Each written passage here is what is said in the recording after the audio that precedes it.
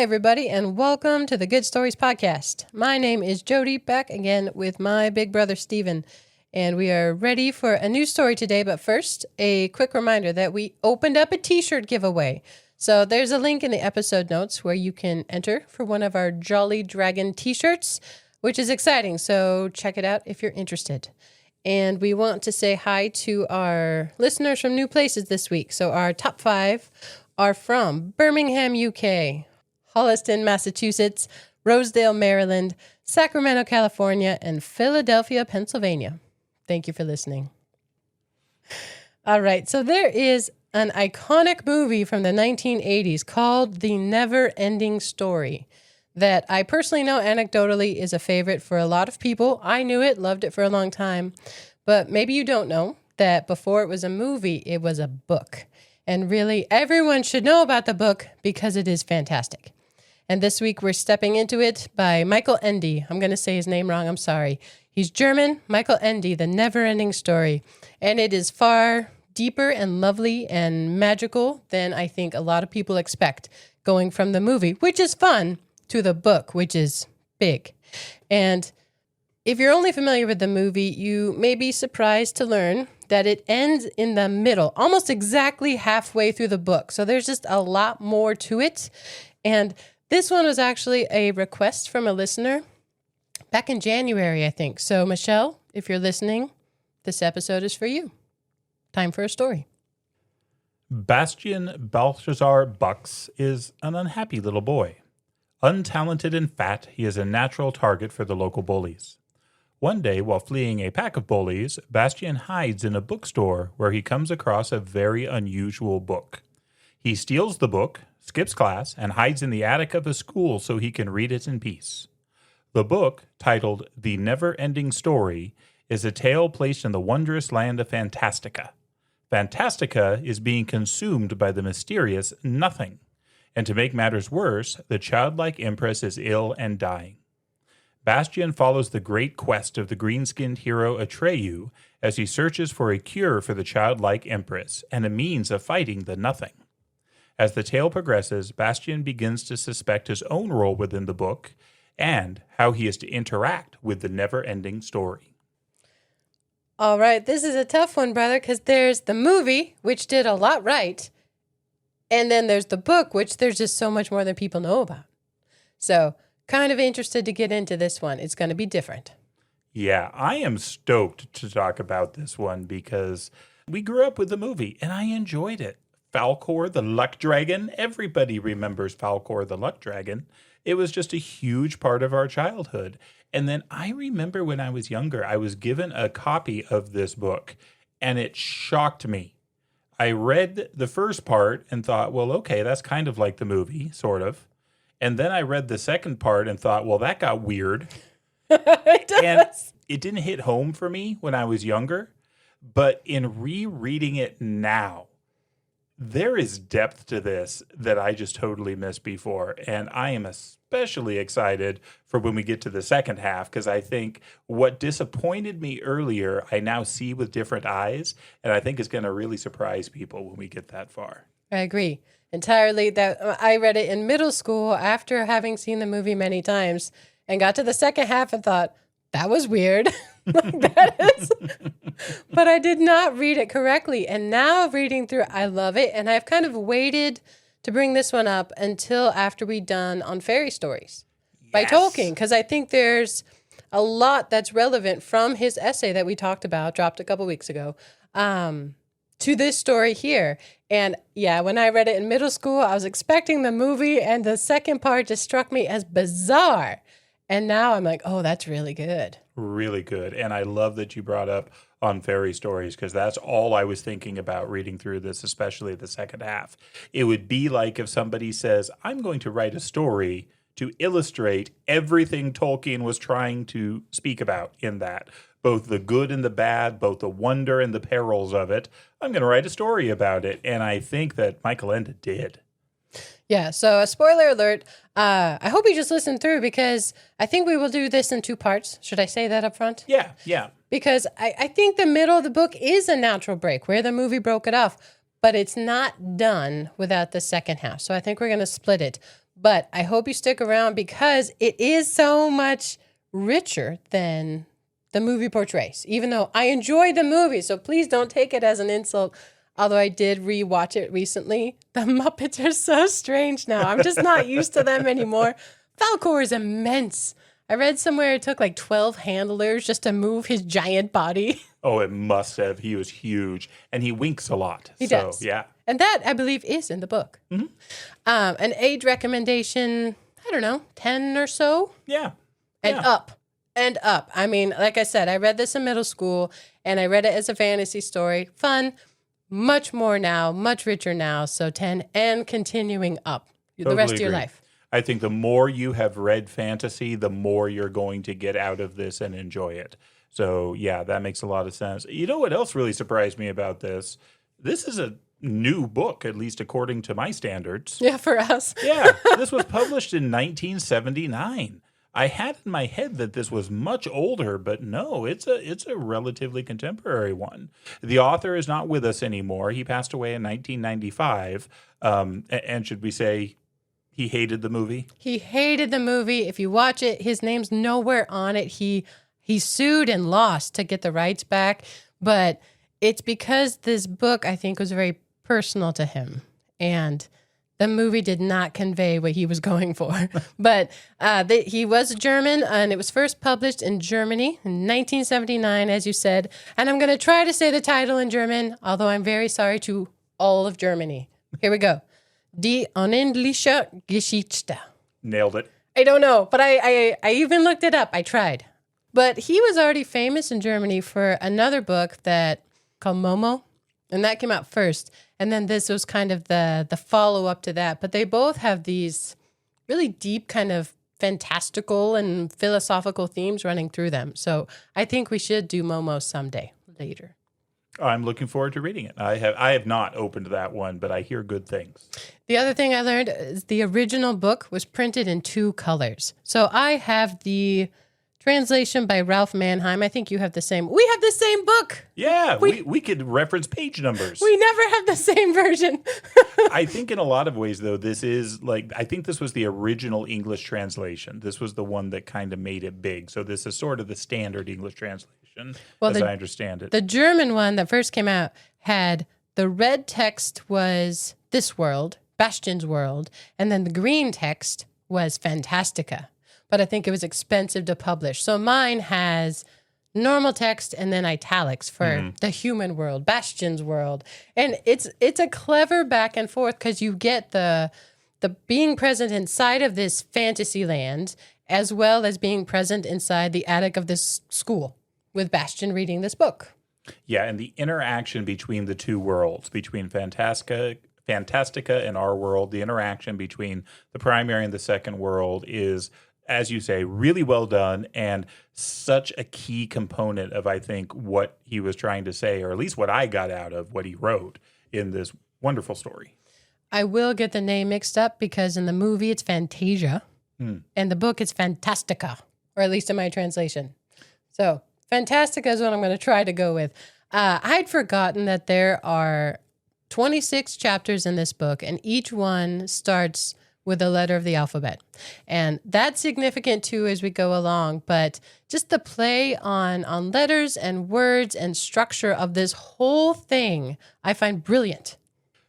One of the things that I think is great about this book is the way it starts, because the opening header, you look at it several times and think, well, they screwed that up.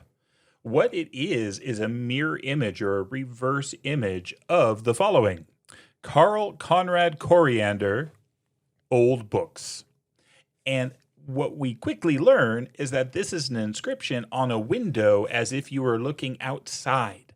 Right here immediately, we have something very common, a bookstore, a sign written on a window that's already made to look a little bit fantastic and a little bit different. We've seen this kind of thing before. This is absolutely the Chestertonian Morifoc effect, the coffee room effect that we've talked about a couple times, and most recently on the On Fairy Stories episode. And so it's a great way to start. But this little boy, and you're going to have to change your mental image for the book because he's this round, they emphasize his chubbiness. The word fat gets used in mine. He's pale. He's a little bookworm is the idea, but he charges into this coffee shop, or sorry, old bookstore. And it says that he doesn't really know quite what to do when he gets there. And the descriptions of everything in this book are awesome because we don't pick books that don't have awesome descriptions. I feel like the little bells jingling when he comes in the door. But the owner of this bookstore is a curmudgeon. Does not crusty. like kids. What does he say? He says, "Listen, my boy, I can't abide children. I know it's the style nowadays to make a terrible fuss over you, but I don't go for it. I simply have no use for children." And in my mind, he's German, of course, because it was written by a German, so I can't do the accent, but he sounds very angry. Yes. But Bastian speaks up to him a little bit because this guy goes off on some of the things he doesn't like about children. And Bastian turns around and said, all children aren't like that. And this interests the man. And so he begins to speak with him and they talk and they learn each other's names. And immediately they share kind of a love of words and wordplay. Because again, his name is Carl Conrad Coriander. Well, the main character's name is Bastian Belshazzar Bucks. So you have a name with 3 C's and the other with, 3 B's. And they notice that, and it allows them to sort of begin their speaking to each other. Mm. The old man asks him what he's running away from. Turns out he's being bullied. So the first half of this book, I find, really does track the movie fairly well, but there's just more in the book. There's characters and places and a lot, just more things that probably were hard to tuck into the movie. So if you've seen it, it's going to definitely be familiar. But they have more of a conversation, I feel like, than they do in the film, where he describes how these boys are chasing him and he's unhappy.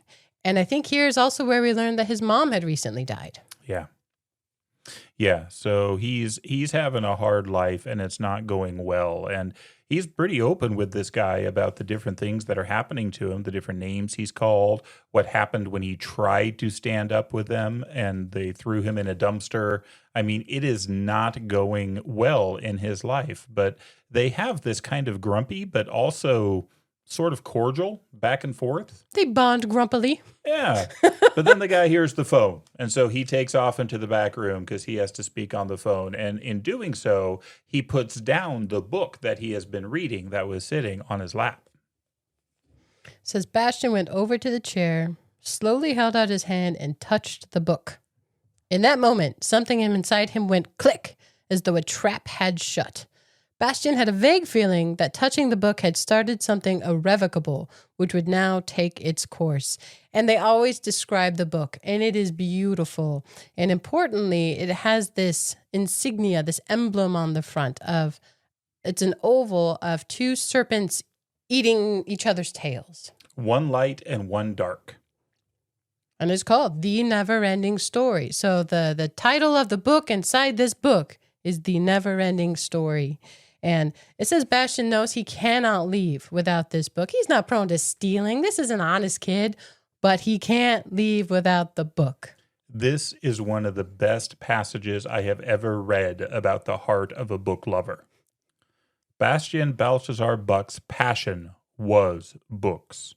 If you have never spent whole afternoons with burning ears and rumpled hair forgetting the world around you over a book, forgetting cold and hunger, if you have never read secretly under the bedclothes with a flashlight because your father or mother or some other well-meaning person has switched off the lamp on the plausible ground that it was time to sleep because you had to get up early, if you have never wept bitter tears because a wonderful story has come to an end and you must take your leave of the characters with whom you have shared so many adventures, whom you have loved and admired, for whom you have hoped and feared, and without whose company life seems empty and meaningless, if such things have not been part of your own experience, you probably won't understand what Bastian did next.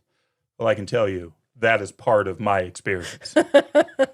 I remember being young and somebody was complaining about a book being too long. Like, you want them to be long. That means there's more to read. You get more of the story. But that's one way you can tell.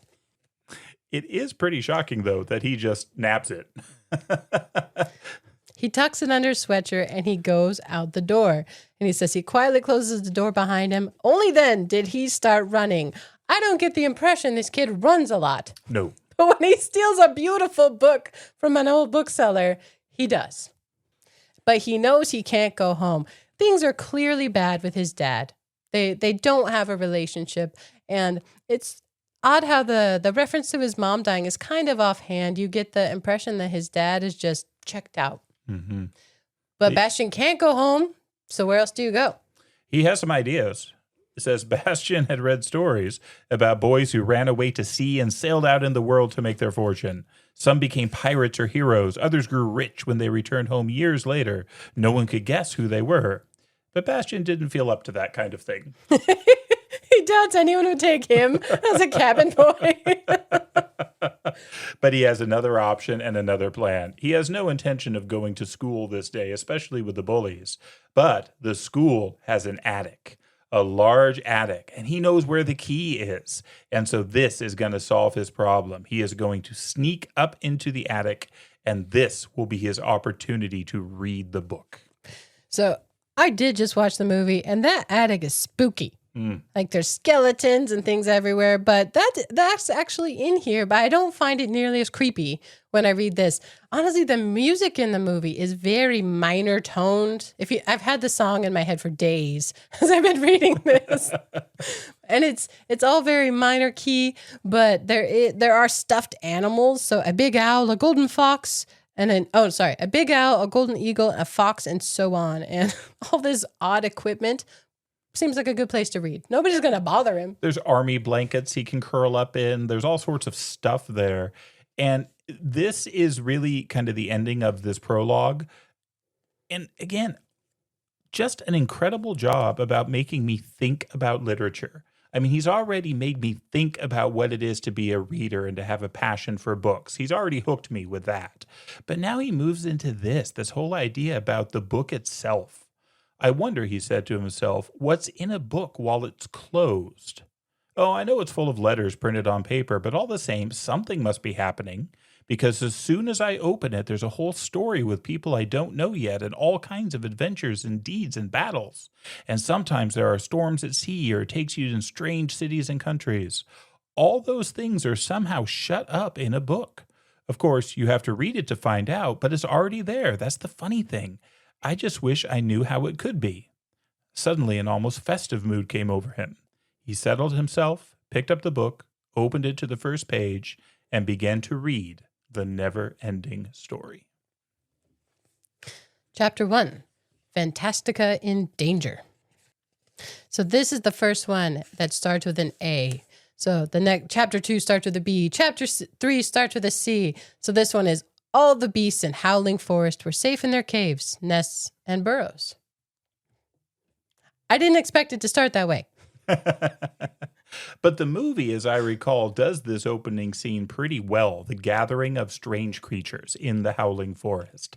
And it's another thing that I think he does a great job in this book is he really is free to pull mythical and folklore and all sorts of creatures from all over the place. And he starts with some fun ones. But the first one that pops up is a will-o'-the-wisp. Yeah, I love this.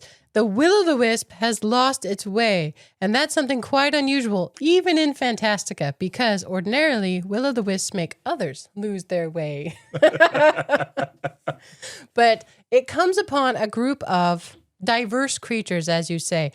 Again, it echoes the movie, but here the rock biter is already there, and it's this giant of a thing with this stone bicycle that eats stones, and it's from one distant part of Fantastica.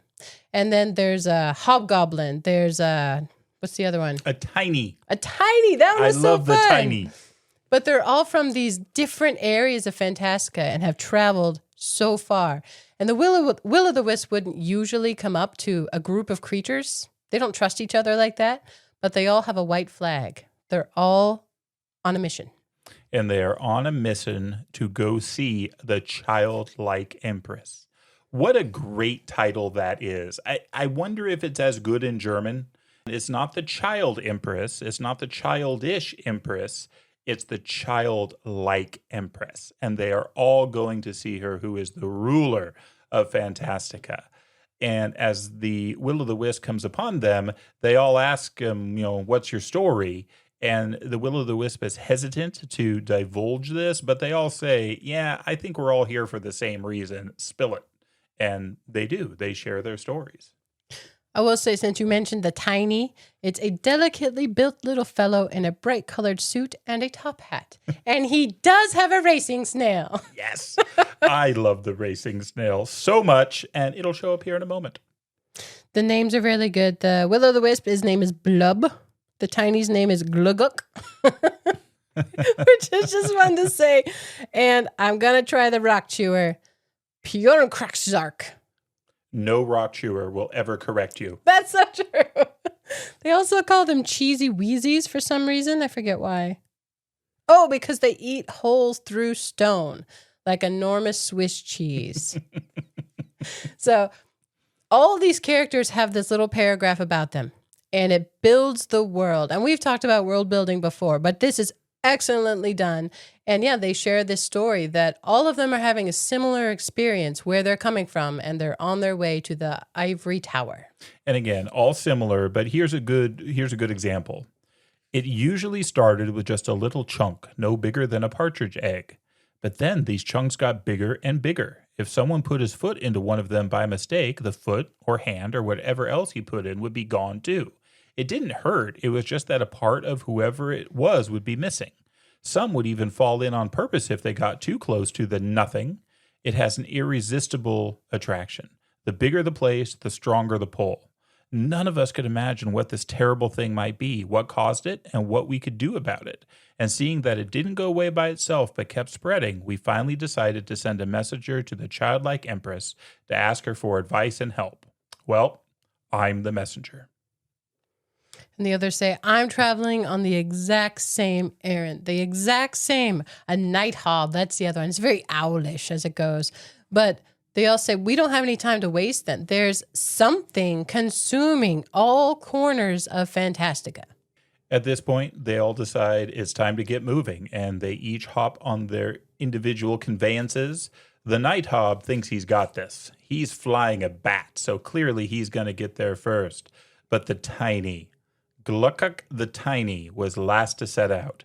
He seized the silvery reins of his racing snail and said, all right, we'll see who gets there first. Gee up, old timer, gee up. And he clicked his tongue. And then there was nothing to be heard but the storm wind howling in the treetops. And then suddenly we have italics. This is Bastian. We're back in the attic with him. He's consuming this book. He's enjoying it. And he's glad the Neverending Story has nothing to do with thoughts of reality. He hates when writers try to do that. He says he didn't like books in which dull, cranky writers describe humdrum events in the very humdrum lives of humdrum people. Reality gave him enough of that kind of thing. Why should he read about it? Besides, he couldn't stand it when a writer tried to convince him of something. And these humdrum books, it seemed to him, were always trying to do just that. And throughout, the clock will strike. So this is 9 a.m. And he thinks how his classmates are probably in history, doing something boring. He's reading his book. Yeah, the continuous chiming of the clock gives us that guidance in terms of what's happening in the real world. But then it bounces back to Fantastica, and the Night Hob makes it after about a week to the Ivory Tower, where the childlike Empress lives. But he's not the first one there. The racing snail totally smoked him. Got there first. It's great. I love the diversity of names in it, because all the characters are so different. The Night Hob's name is Vushvazul. Fantastic name, Vushvazul. But they describe the Ivory Tower. It's this beautiful place, and there's this labyrinth. And the labyrinth here is it's this decadent garden. And yes, they're all racing there, but there's news once they get there. Because the place is packed. There are messengers from all over Fantastica. And again, he just goes on at length about describing what he sees. Enormous beturbaned djinns, tiny kobolds, three-headed trolls, bearded dwarfs, glittering fairies, goat-legged fawns, nixies with wavy golden hair, sparkling snow sprites, and countless others were milling about.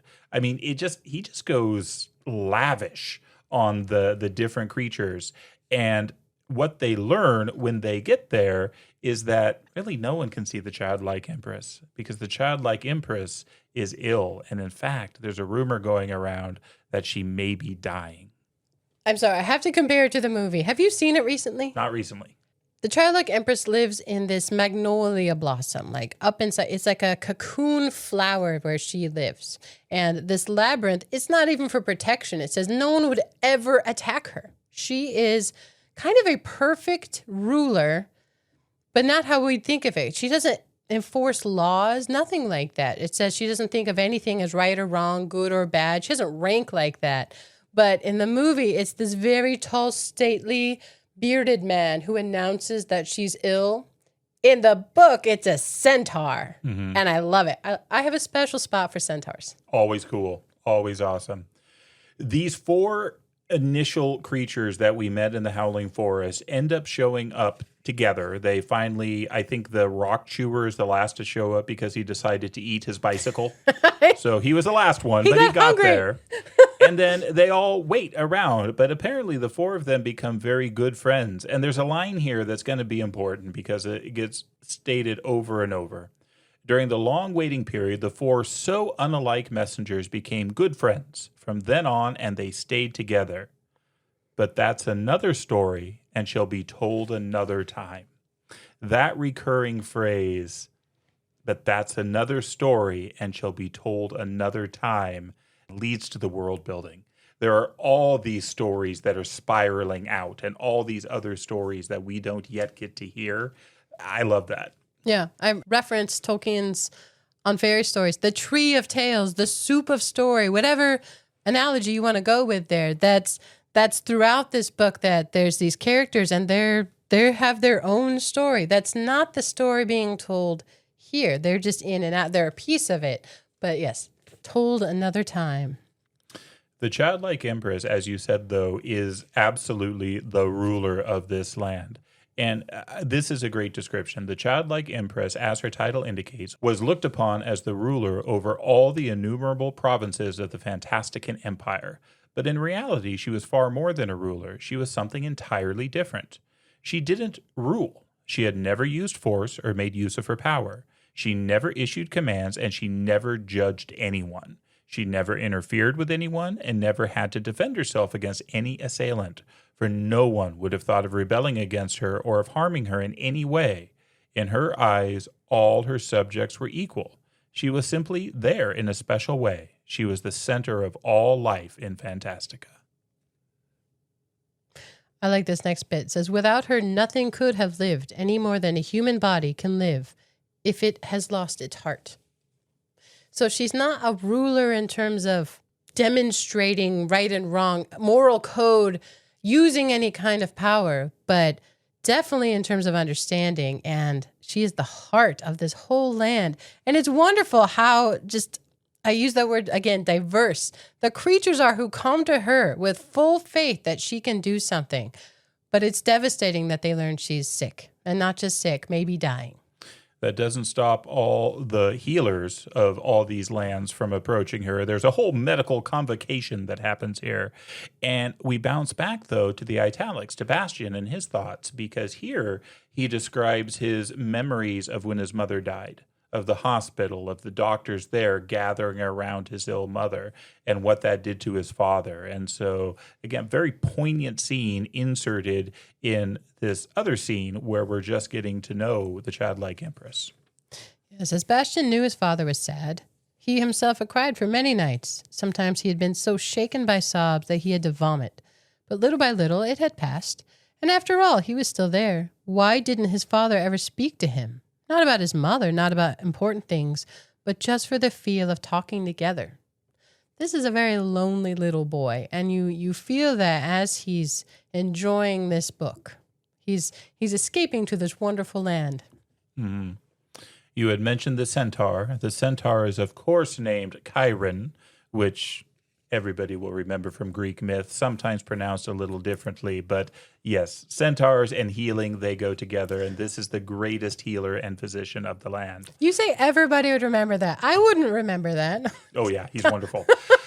But this healer has bad news, but he's also wearing something. And this is the first entrance of the medallion that represents the childlike empress. There's only one. It's not like there's a bunch of these and all her people that are working for her wear one. There is one, and it is called the Auryn. Auryn. It's always capitalized, the Auryn. And it was said to give the bear mysterious powers, though no one knew exactly what these powers were. Everyone in Fantastica knows the Auryn, but it has other names. They don't always just call it that. Sometimes they refer to it as the gem or the glory, and I think that's cool. The medallion itself is something we've already seen. It's an oval with two snakes, one light, one dark, biting each other's tails. It was said to give the bear mysterious powers, though no one knew exactly what these powers were, and they're afraid to say the name. But it's almost a grandeur as opposed to an evil thing. They just don't understand what it means. But it's something that represents the childlike empress, and they all love her, no question. But Chiron here says he's going to pass the gem on to one worthier than himself. The empress has asked for someone by name, and he's not there. Atreyu, which is a great name, and it's all the names are so good. He is going to be the savior. They're looking for somebody who can give them the answer that none of these wise men have. He says the search for this savior calls for a pathfinder, someone who is capable of finding paths in the pathless wilderness and who will shrink from no danger or hardship. In other words, a hero.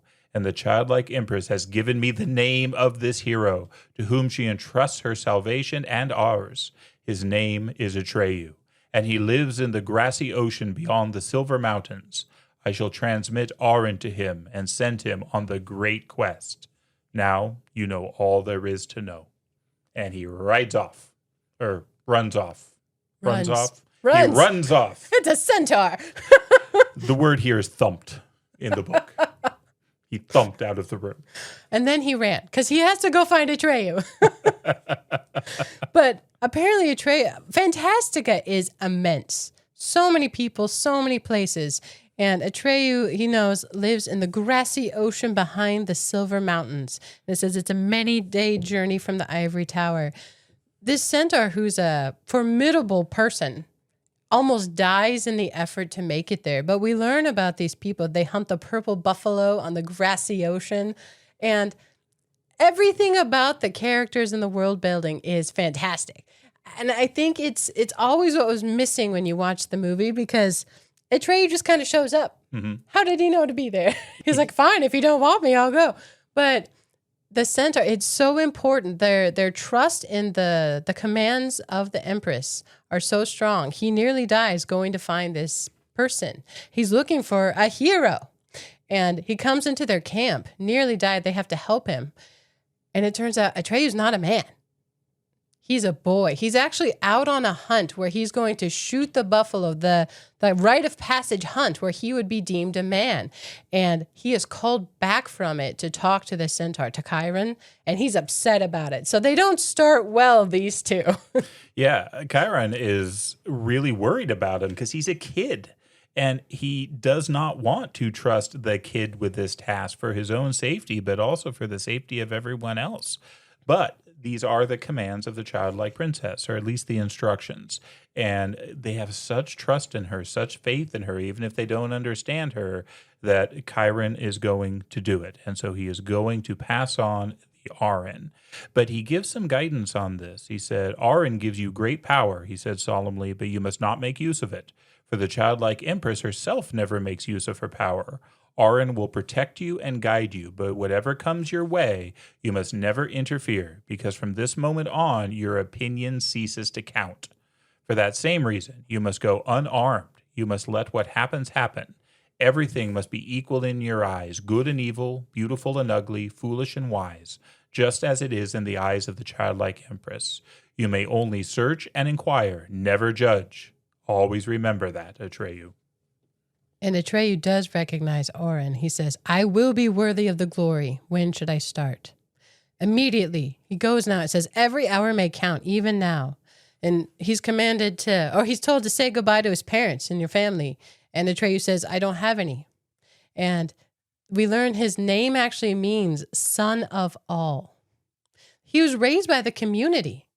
Everyone's his family. So he doesn't have anyone to say goodbye to. And he is off on his trusty horse, Artax.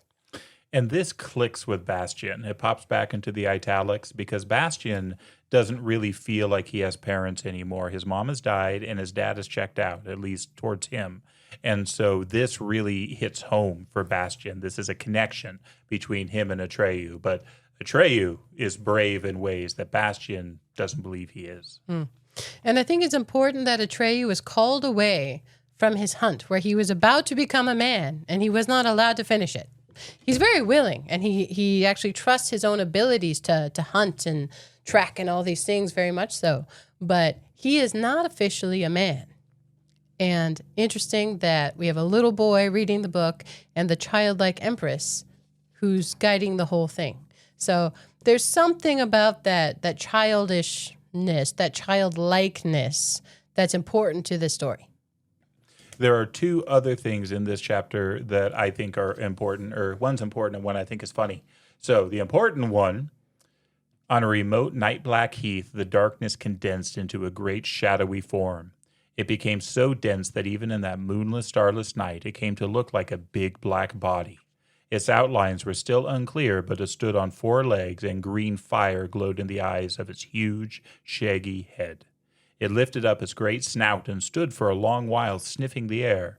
Then suddenly it seemed to find the scent it was looking for, and a deep, triumphant growl issued from its throat. And off it ran through the starless night in long, soundless leaps. There is a hunter now. There is a villain. There is a predator that is going after Atreyu and Artax. What was the funny one? Bastian is going through his lunch that he had packed for school, and he puts the apple away. No, I must carefully apportion my provisions.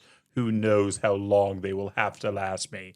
He is entering into the journey with Atreyu, and that's hilarious, this apple that he's not eating. Well, he is engrossed. He yells out loud to Artax, "Run, Artax, go, go!" And he's worried that somebody hurt him because he's not supposed to be there. What I like about this chapter is we learned that there are talking beasts in Fantastica. Like in Narnia, Artax is a talking horse. I am glad they cut that from the film. It would have been weird, but in this, Artax has a voice. And it just works. It makes so much sense with this environment. And this whole book, I feel like, is such a wonderful, wrap-up's the wrong word, just a selection of aspects of story put together in this new way. It is fantastic. Talking beasts. And in the movie, when we get to the swamp, I'm sorry, it's coming, Artax has a voice. You know more about what happens. In the movie, it just kind of rolls along, and you don't have that counterpoint to Atreyu speaking. Here, there's conversation, there's back and forth, and it works in the book. Mm-hmm, mm-hmm. And initially, Atreyu doesn't know where he's supposed to go. Neither he nor Artax knows, so they just journey now that he has this gem with them. But they start to meet people. They meet this group of bark trolls, and the bark trolls have pieces missing, feet and hands and holes in them. And this is where Atreyu first gets to see the nothing. Remember, he was not one of the messengers that went to the ivory tower. Chiron had to come and find him. And so it was the bark trolls that explained that they didn't want to leave when the nothing came, and it came upon them, and they lost parts of themselves to it. And they give him the recommendation that if he climbs a tree, he can see it. And this is his first encounter with seeing this horrible thing that is taking over or destroying Fantastica. I mean, and it is the villain, but it's so odd. It doesn't hurt anything. Like I said earlier, if you lose a piece to it, it's just gone. And when Atreyu looks, frequently it says that it makes you feel like you're blind. There's just nothing. It's void. This vibrant land, everything in it just becomes consumed by nothing. So he knows what he's dealing with now. But as we said earlier, he had been interrupted in his hunt. And so as the days and nights go by, he's having all these dreams where he's hunting the purple buffalo, trying to go after them.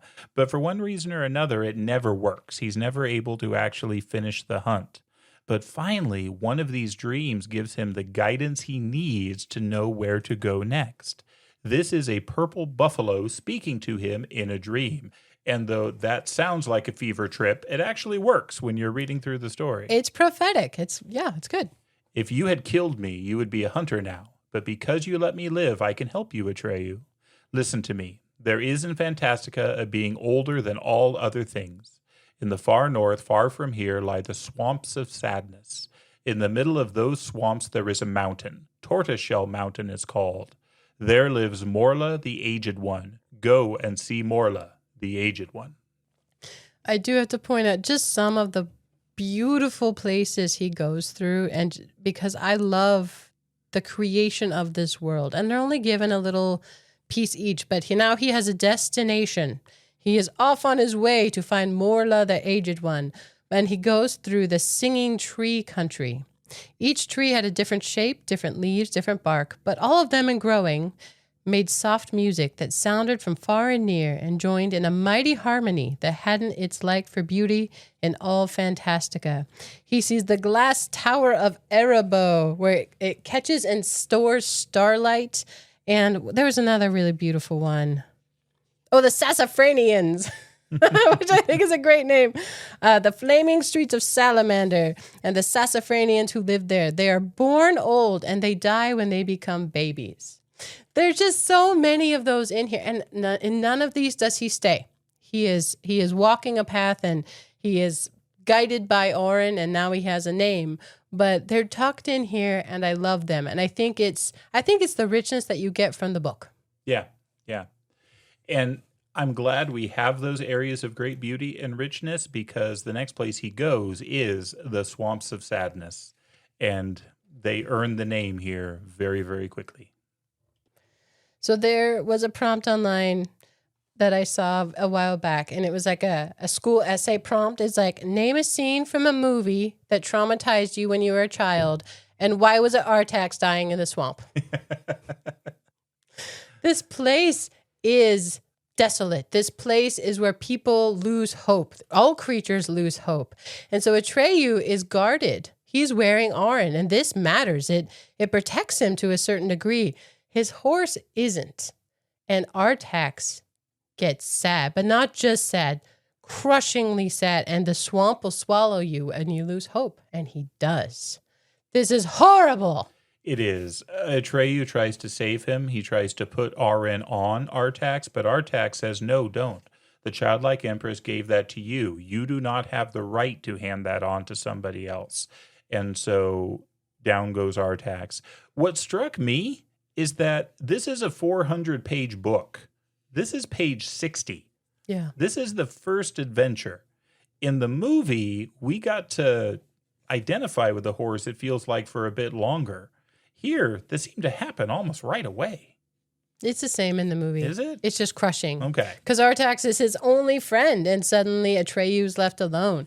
And so he's stomping through this swamp alone, and you watched his friend die. It was horrible. I've never gotten over it. Truly, it's just crushing. Atreyu has a job, though, and he continues his journey. And this is kind of fun what happens, because he comes to Tortoiseshell Mountain. It's a tortoise. It is a giant tortoise. And Morla, the Aged One, doesn't live on this mountain. Morla, the Aged One, is this mountain. She is the tortoise. But she, too, recognizes the Auryn. And all the inhabitants of Fantastica, when they see it, they respond to it and speak with Atreyu. But she really just doesn't care. She's a tortoise, so it's all slow, and she's so old, and she doesn't care. He's like, don't you want to know do you know that the childlike empress is sick? She might die. He's like, we've seen it before. She's so old and so jaded. And let me remind you, she lives in the swamps of sadness. Yeah. It was unlikely that she was going to be an upbeat character. No, she's just blah. But she likes Atreyu because she makes some comment of the effect of, it doesn't really matter one way or the other. And Atreyu responds, well, if it doesn't matter, why don't you tell me? And she thinks he's sly Good one. with that. She likes it. And she says, "Your life is short, son. Ours is long, much too long. But we both live in time. You a short time, we a long time. The childlike empress has always been there, but she's not old. She has always been young. She still is. Her life isn't measured by time, but by names. She needs a new name. She keeps needing new names."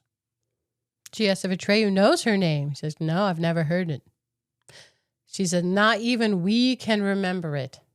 She refers to herself in the royal we. But the word that came to mind with Morla was nihilism. Did I get the right ism? Mm-hmm. Here, she says, we're old, son, much too old. Lived long enough, seen too much. When you know as much as we do, nothing matters. Things just repeat. Day and night, summer and winter. The world is empty and aimless.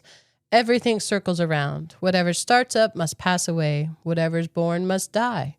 It all cancels out, good and bad, beautiful and ugly. Everything's empty, nothing's real, nothing matters. Morla would have said that much slower. But then this would be a very long episode. That's right. We got to get through this. But not like that's so nihilistic where, I mean, it's kind of true, but completely void of all joy, all hope, all meaning. But she tells him the childlike empress needs a name. Atreyu wants to know where she can get the name, but Morla, always the downer, none of us, Morla gurgled, no inhabitant of Fantastica can give her a new name. So it's hopeless. Sakes alive, it doesn't matter. Nothing matters.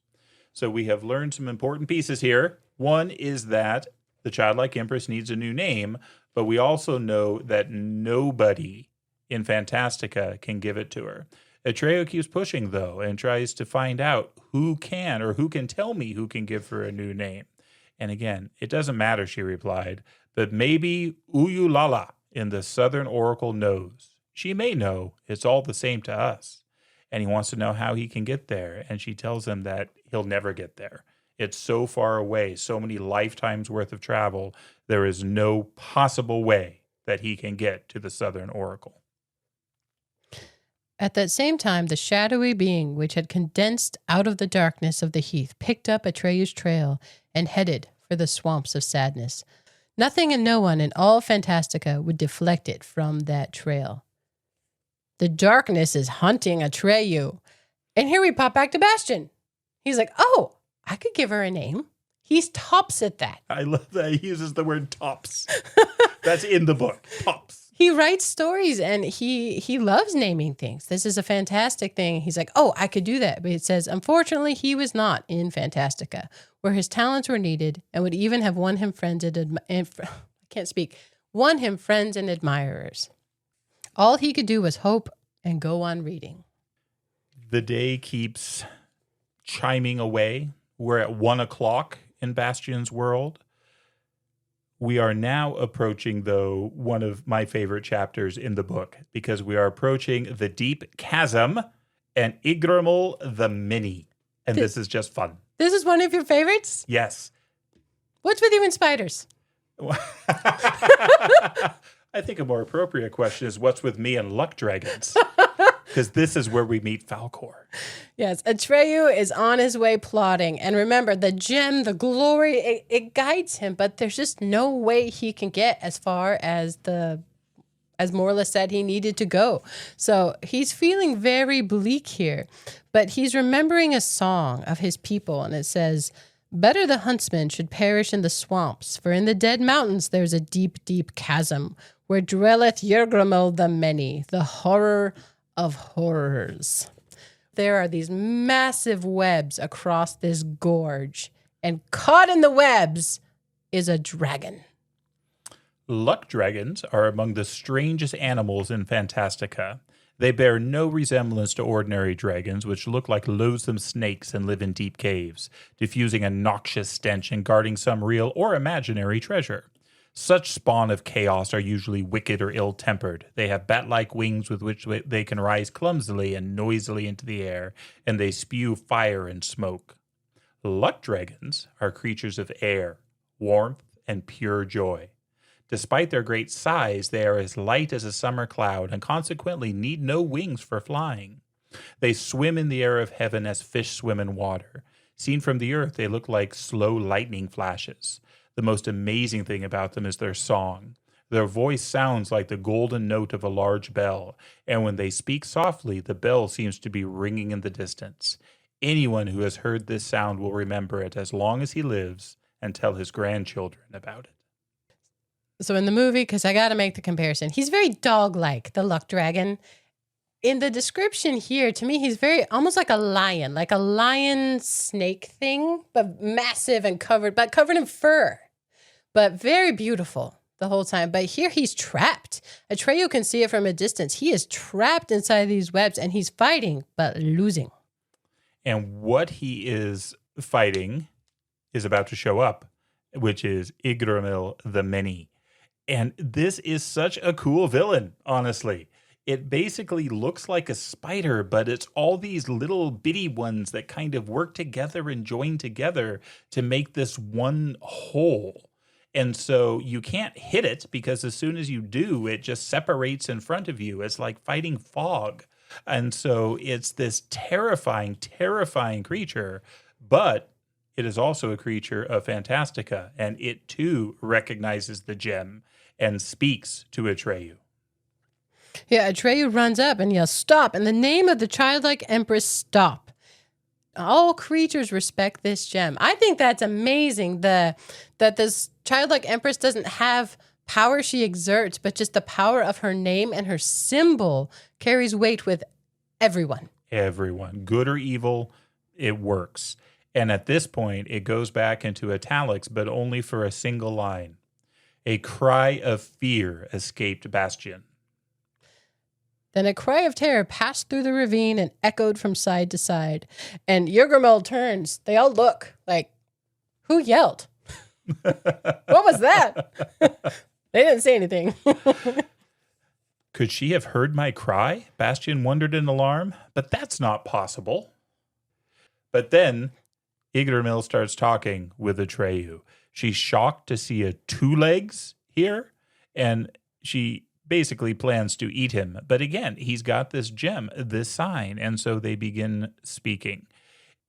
Atreyu tries to plea for the life of the dragon, tries to get her to free him, and she's very clear that no, the childlike empress wouldn't ask me to do that. She accepts who I am, she accepts who everyone is, and he's dead anyway. My poison is in him, so he is going to be dead within an hour. And so you can't do any good there. But he asks her really for more information and if he knows any way of getting to the Southern Oracle.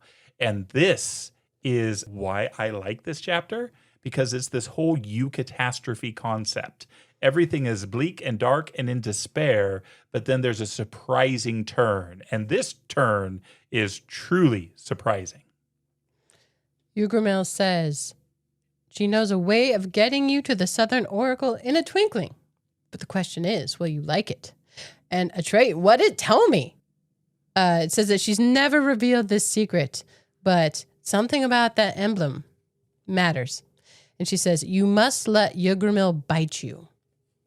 Someone with her poison in them can transport anywhere they want in Fantastica. Yggdrasil's poison, the voice went on, kills within an hour. But to one who has it inside him, it gives the power to wish himself in any part of Fantastica he chooses. Imagine if that were known. All Yggdrasil's victims would escape.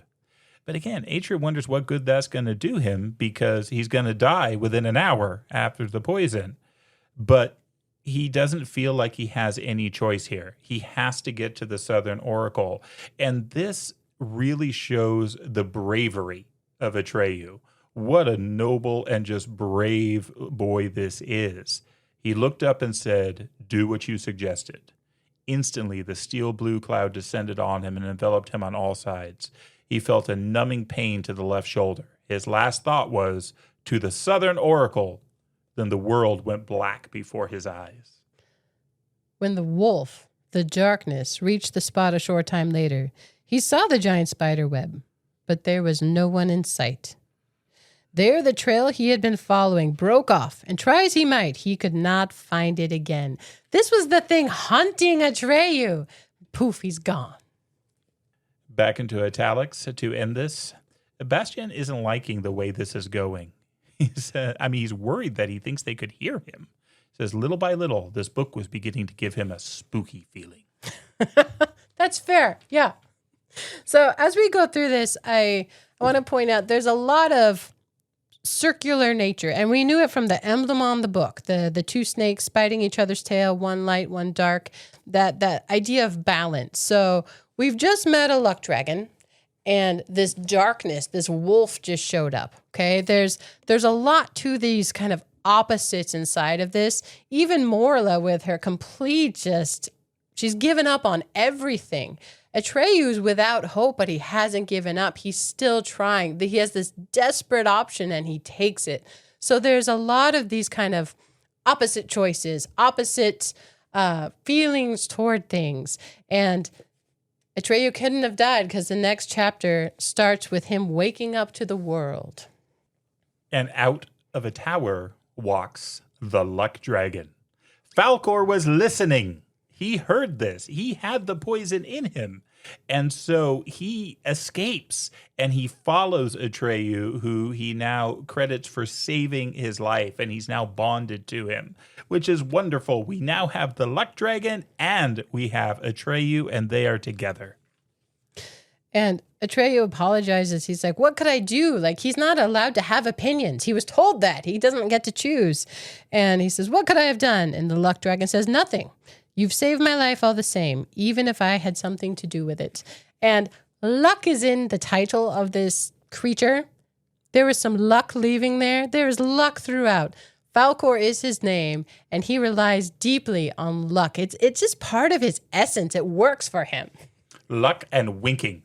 Yes. And Atreyu is worried. We've still got this poison in us. Aren't we going to die? But the white dragon, he's so positive. Every poison has its antidote, said the white dragon. Everything will turn out all right. You'll see. And again, he is trusting to luck, and they are going to journey together. Yeah, even when I was caught in the web, I didn't give up hope. And as you see, I was right. Who didn't want a luck dragon? I still want a luck dragon. Truly. Falkor is wonderful. Well, later on, and it says Atreyu doesn't know how much later, he opened his eyes again. But this time, he saw a very strange face bent over him. And they're giving him something to drink. It says, don't worry, my boy. You'll get well. You'll both get well. The luck dragon, too. The worst is over. Just drink, drink. Atreyu took another swallow, and again sleep overcame him. But this time, it was the deep, refreshing sleep of recovery. It's good to be lucky. It's good to be lucky. I really enjoy this next section back in the italics because Bastian has to go to the bathroom. He's been trying to wait. It is now 2 p.m, and he can't hold it any longer. So he has to sneak out of the attic without anybody seeing him. It's just a fun little insert here in this.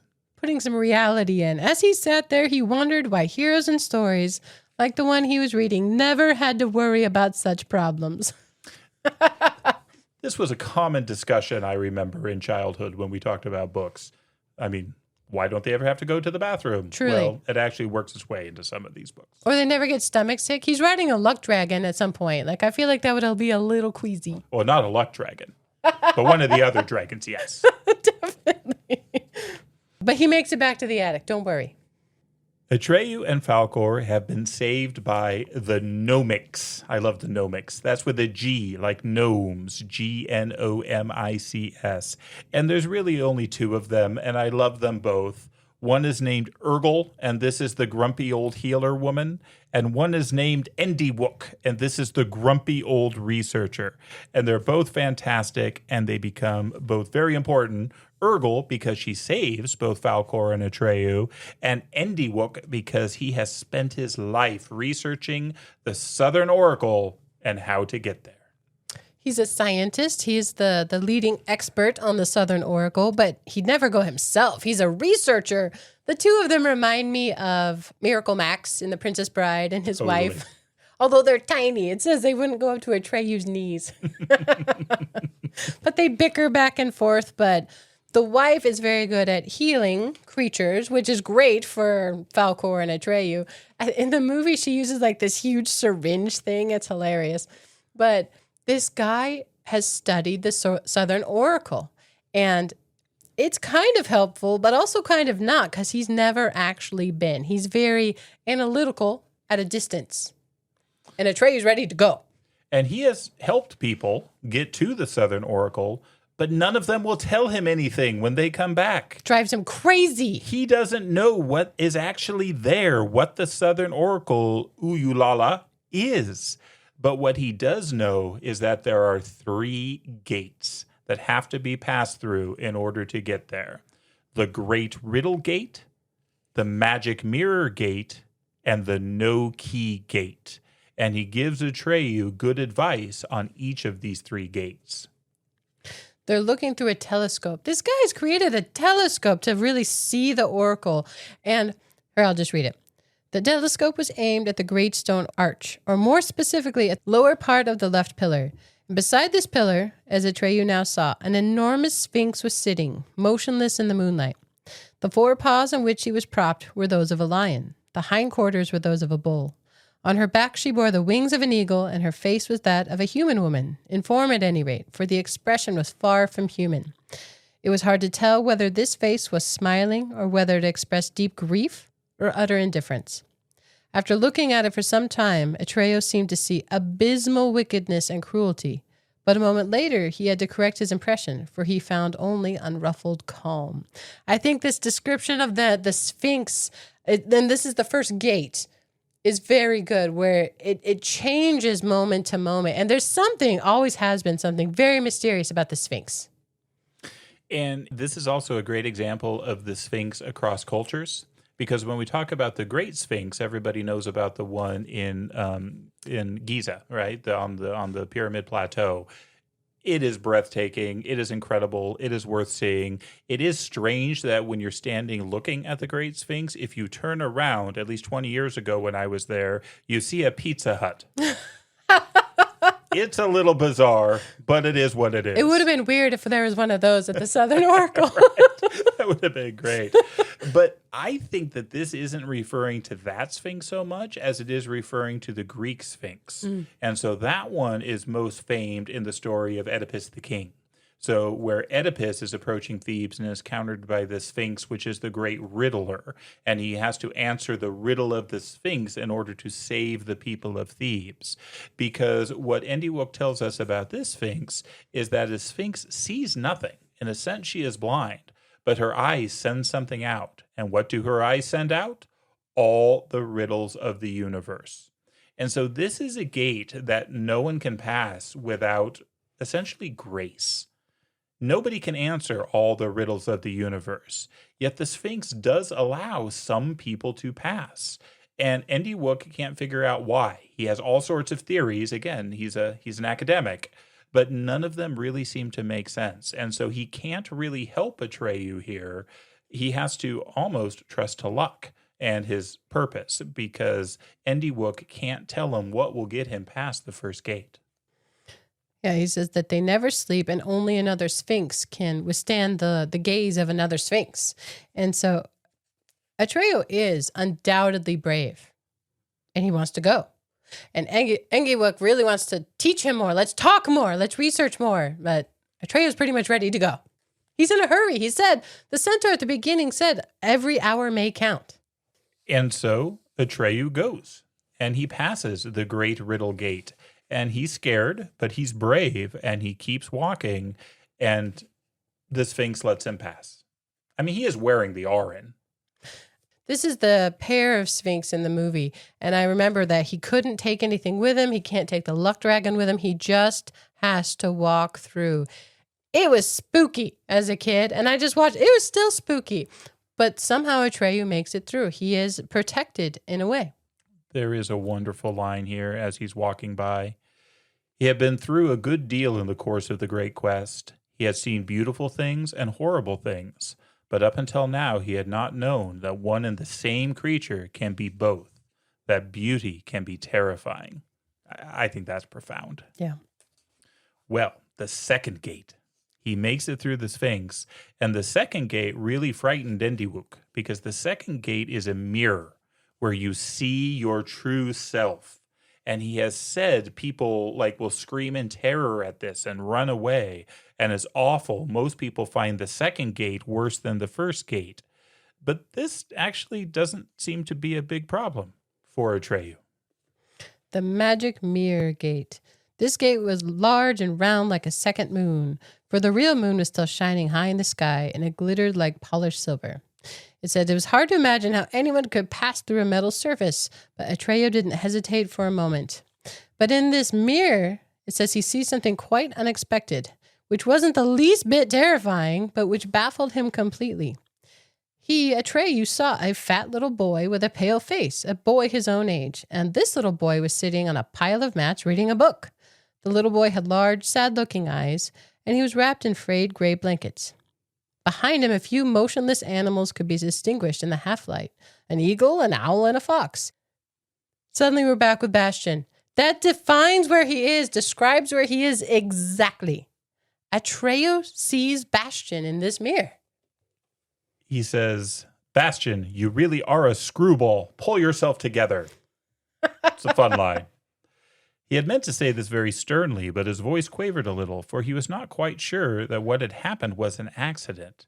Just imagine, he thought, what if they're really heard of me in Fantastica? Wouldn't that be wonderful? But he didn't dare say it aloud. Atreyu thinks he's passing through this a bit too easy. That boy didn't frighten him at all. He liked that boy. And now he approaches the no-key gate. Well, you have to put in the author's note, but Atreyu, had no suspicion of what had really happened to him. He walks through this mirror, no clue what had really happened to him. And what had happened to him is what had needed to happen to him. Because Ende Wook had said, you can't carry anything through the no-key gate, and particularly no desire. You can't even want to open it. How can you go through a gate if you don't want to go through the gate? Well, here is the answer. For when he emerged on the far side of the magic mirror gate, he had lost all memory of himself, of his past life, aims, and purposes. He had forgotten the great quest that had brought him there, and he didn't even know his own name. He was like a newborn child. And it's in this state that he approaches the no-key gate. It says, it's a small little door, small and low as a common door, and it stood all by itself, with no walls around it, on an empty plain. And this door was closed. So he's just kind of looking around. He has no memory. He has no idea what to do or why he's even there. It says Atreyu felt like leaving. He turned back, went around the magic mirror gate, and looked at it for some time without realizing what it was. He decided to go away. No, don't go away, said Bastian aloud. Turn around. You have to go through the no-key gate. So Atreyu turns around. And he goes back to the no-key gate. And he passes through it. He's curious. It feels warm. The door opens a little bit, and through it he walks. And then this is back to Bastian, and the clock has struck 4. I don't know what time of year this is supposed to take place in, but it is now, I think, getting a little dark where he is. And so Bastian finds some matches, and he finds a candelabra. There's a lot in this attic. And he lights the candelabra, and now he is going to continue reading to candlelight, which is great. A 7-armed candelabra. That's a big one. What kind of school is this? German. It's pretty cool, actually. I think that might have been a cooler attic than we had at our school. Definitely. There was no way there was a candelabra. Did we have an attic in our school? I don't think we did. There must have been We one. had storerooms. I don't know. There was that weird storeroom that used to be the dark lab for photography, but then they just put books in it. I feel like that fits. Yeah, we spent some time in there when I was on kind of the leadership team. We found Slovakian suckers, candy from Eastern Europe. So maybe there was a candelabra. There might have been. That candy was not good, but I also have no idea how long it had been there. So, yeah. Thank you for sharing. We are on to the G chapter, and it's called The Voice of Silence. And it says, gladness buoyed Atreyu's heart as he strode into the forest of columns which cast black shadows in the bright moonlight. Doors in Fantastica, you just don't know where you're going to end up when you come out. Very true. And in this case, where you end up, there is a singing voice, and it's all poetry. The first thing he hears, Oh, nothing can happen more than once, but all things must happen one day. Over hill and dale, over wood and stream, my dying voice will blow away. And Atreyu tries to ask this voice questions, but he gets a helpful suggestion. If questions you would ask of me, you must speak in poetry. For rhymeless talk that strikes my ear, I cannot hear, I cannot hear. And I am impressed at his skill of coming up with rhyming couplets and poetry to be able to ask questions to this voice. He's very good. She says, I thank you, friend, for your goodwill. I'm glad that you have come to me. I am Ululala, the voice of silence in the palace of deep mystery. This is the Southern Oracle. And it is exactly that. It is a voice. It is an oracle. And that's all it is, but that's also what it is. And it has wisdom and things to impart to Atreyu. Why is her name the voice of silence, or her title, the voice of silence? What make you of this? I don't have a good answer to that question. I was confused by it, although I feel like everything in here is very intentional, but I don't know. If somebody has a thought on the voice of silence, I would be curious. I'm sure there's a good answer. I do not have it. And Atreyu asks, have you no body? Is that what you mean? Or is it only that you can't be seen? Yes and no, and neither one. I do not appear in the brightness of the sun, as you appear, for my body is but sound, that one can hear but never see. And this voice you're hearing now is all there is of me. Atreyu asks her the question he came to ask her. Who can give the childlike empress a new name? Although he does it in poetry. And she says, I'm going to tell you, but you have to remember this. This is something he has to remember and memorize. Who can give the childlike empress the new name that will make her well? Not you, not I, no elf, no djinn, can save us from the evil spell. For we are figures in a book. We do what we were invented for. But we can fashion nothing new and cannot change from what we are. But there's a realm outside Fantastica. The outer world is its name. The people who live there are rich indeed, and not at all the same. Born of the word, the children of man, or humans as they're sometimes called, have had the gift of giving names ever since our worlds began. In every age it's they who gave the childlike empress life. For wondrous new names have the power to save, but now for many and many a day no human has visited Fantastica. For they no longer know the way. They have forgotten how real we are. They don't believe in us anymore. Oh, if only one child of man would come. Oh, then at last the thing would be done. If only one would hear our plea.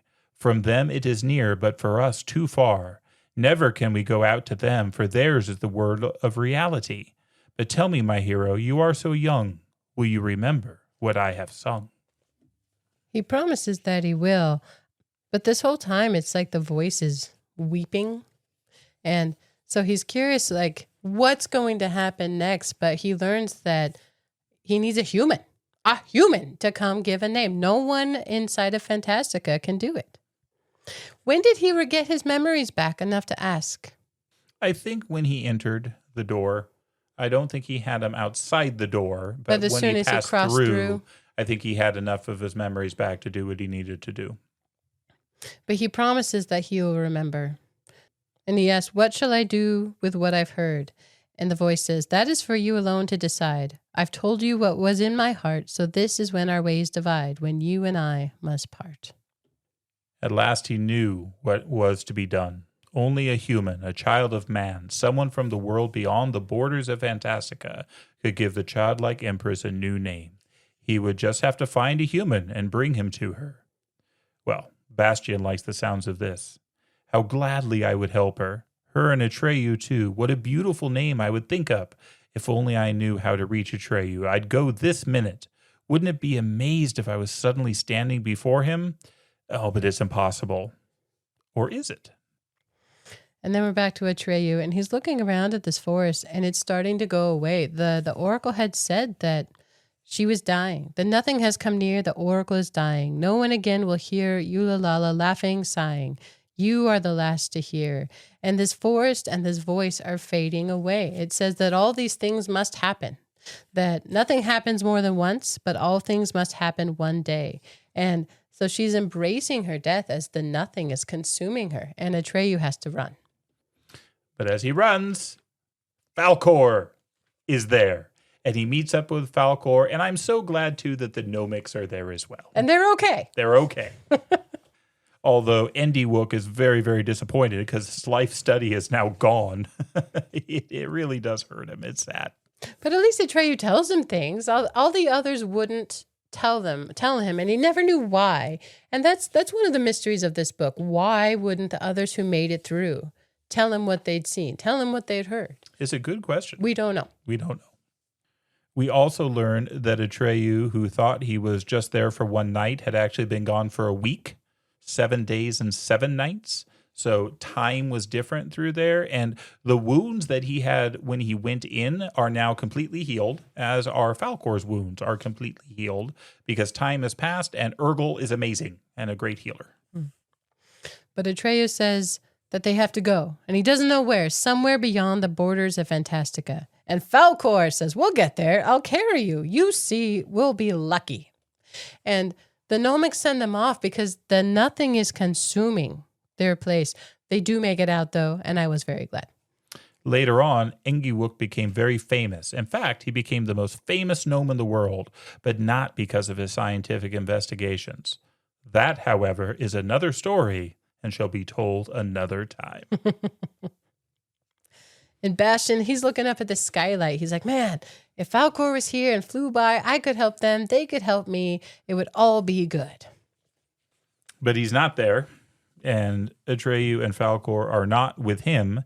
They are flying even further. And this is where they encounter the wind giants. I love the wind giants. I love the wind giants. It is interesting, though, that they have a conversation first. Falkor has an idea. He's talking with Atreyu, and he says that he's been thinking about it, and he thinks that it's probably time to go back to the ivory tower. Atreyu is confused because he needs to find a human. He doesn't have a human. And Falkor points out that that wasn't actually his mission. His mission was to find out what the cure would be for the childlike empress. And he has done that. So actually, he's already done what he's supposed to do, and they should probably go back to tell her. But Atreyu, I keep saying his name weird. You do. But Atreyu wants to save her. And so he decides that they're going to fly for another hour. They're trying to find the borders of Fantastica. And if they don't find it in an hour, okay, they'll go back. Well, big things happen in that hour. It says, but that 1 hour was 1 hour too many. I love narrative devices like that. It's like, little did he know, 1 hour too many, something's going to happen. But cool detail about luck dragons, they can fly in their sleep, which I just think is awesome. Yeah, that's cool. But here they fly into a storm with these wind giants. There's a giant from the 4 corners of Fantastica, and they're at war together. Turns out that's all they do. That is their nature, and their purpose is to battle one another. And this war is basically a wrestling match. Yeah, massive grappling. Yeah, but it is causing quite the storm. But these two are creatures of Fantastica. And so when they see the emblem of the childlike empress, they stop their battling. They're not very bright.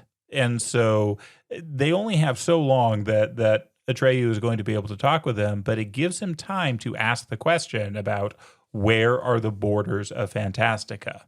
And the answer is not good. Don't you know that Fantastica has no borders? They'd know. They're from the 4 corners. They say it like they're from the boundaries, but there isn't one. There is no boundary to this world. But this whole time, Atreyu is unafraid. And Falkor actually asks him about how come you're not afraid? And he says, when I passed through the Sphinx's gate, I lost all my fear. Going through the Sphinx's gate, it says he never felt fear again. He can feel other things, sadness and honestly despair when things are hard. And this is a despairing time. He cannot find the borders. It doesn't have them. And at this point, the wind giants resume their scuffle, and this is just too much for even Falkor. A gust of wind turned Falkor over on his back. Hold tight, he shouted, but it was too late. Atreyu had lost his hold and fell. He fell, and then he lost consciousness. He wakes up on a beach and he doesn't know where he is. And he doesn't know where Falkor is. He's calling for him and calling for him. In his memory, he wonders why he didn't drown. But someone had helped him out of the water, but they're not with him here.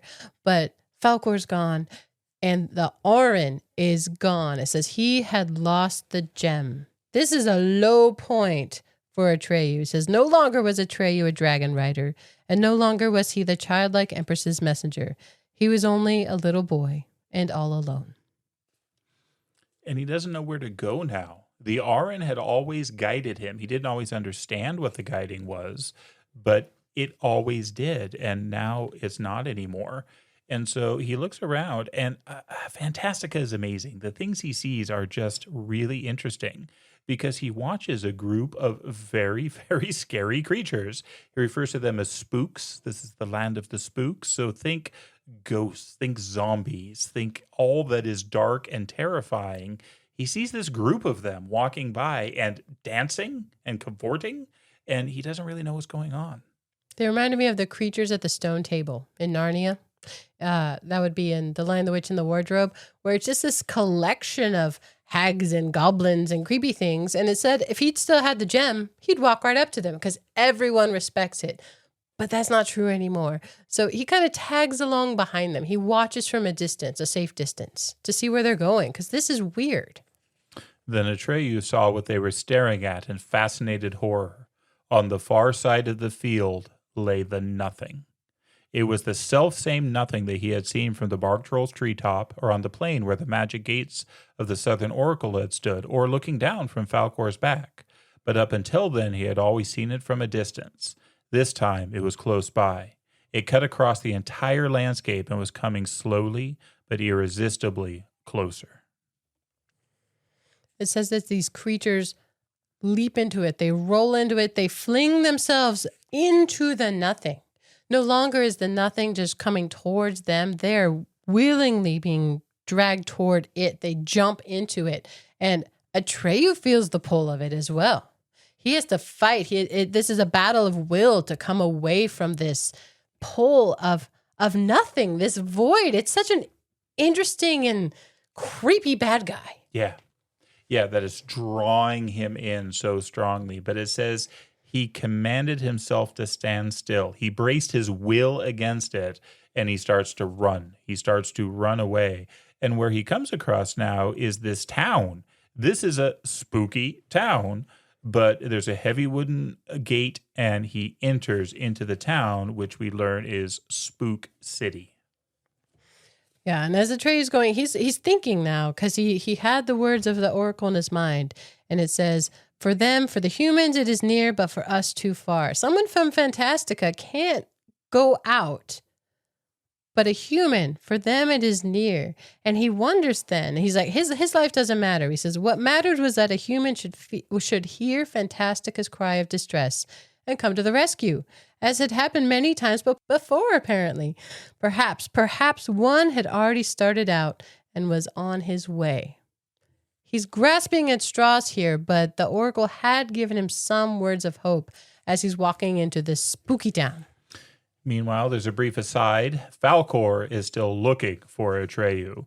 It says that he can't find him, but it says, being a luck dragon, he never doubted for a moment that everything would come out all right in the end. And his mighty voice resounded amid the roaring of the waves, Atreyu, Atreyu, where are you? And then it flips back to Atreyu wandering through the deathly stillness of a deserted city. Where we have a memory of Bastion's, because he is hungry.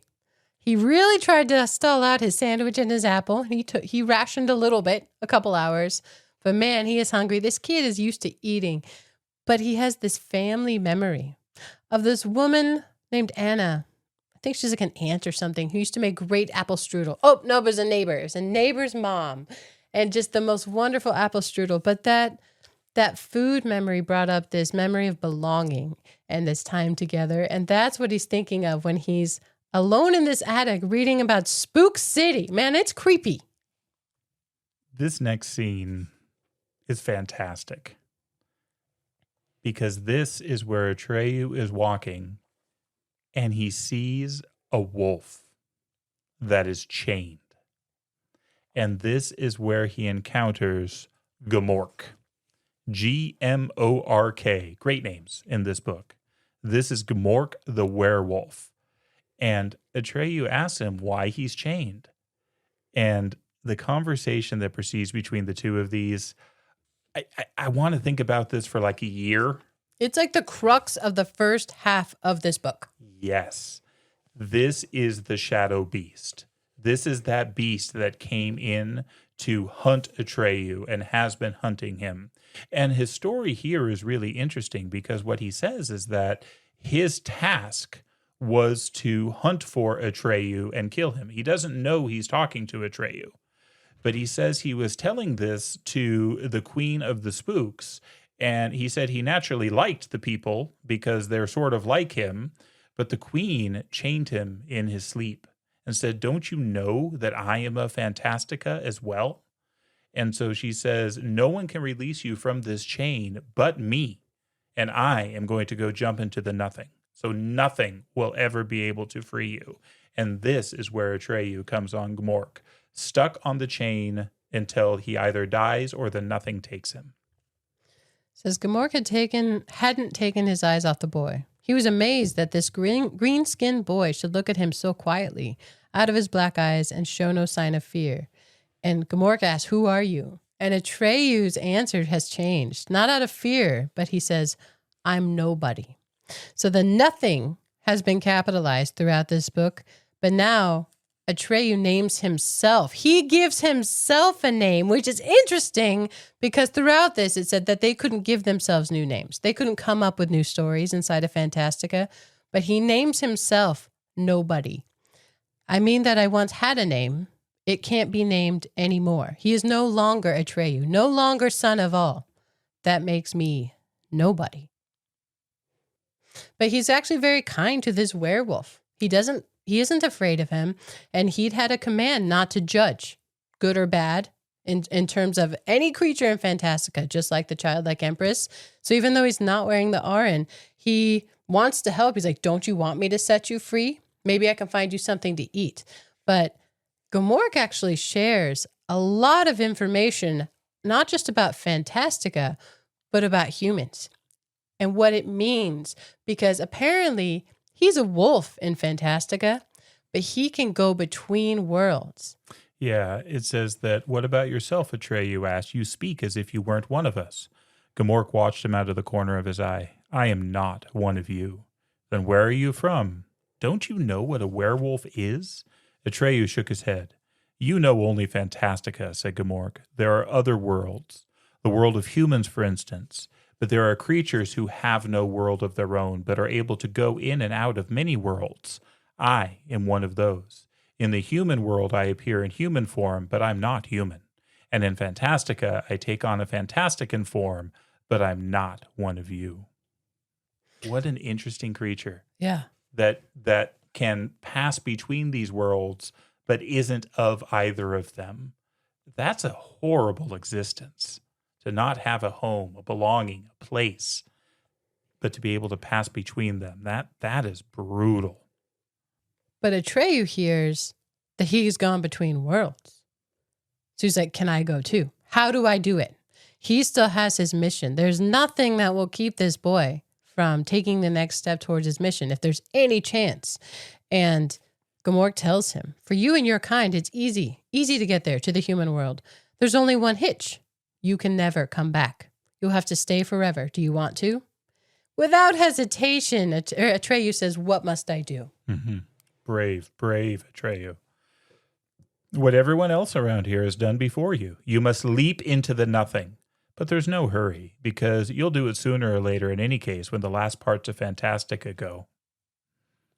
He tells him, "Don't be afraid." Atreyu says, "I'm not afraid. But I never expected to get my hope back in a place like this, and thanks to you." And Gmork says, "You have nothing to hope for, Sonny. Whatever your plans may be, when you turn up in the world of humans, you won't be what you are here. That's the secret that no one in Fantastica can know. When you get to the human world, then nothing will cling to you. You'll be like a contagious disease that makes humans blind, so they can no longer distinguish between reality and illusion. says, do you know what you and your kind are called there? Lies. Wow. This part hit so hard. Now remember, this is a werewolf speaking. This is a bad guy. So we have to sift his words. But this is just profound. This concept that this land of fantasy, this fairy world, if they just enter into our world and lose all contact with where they belong, what their world is, they become lies. That is deep.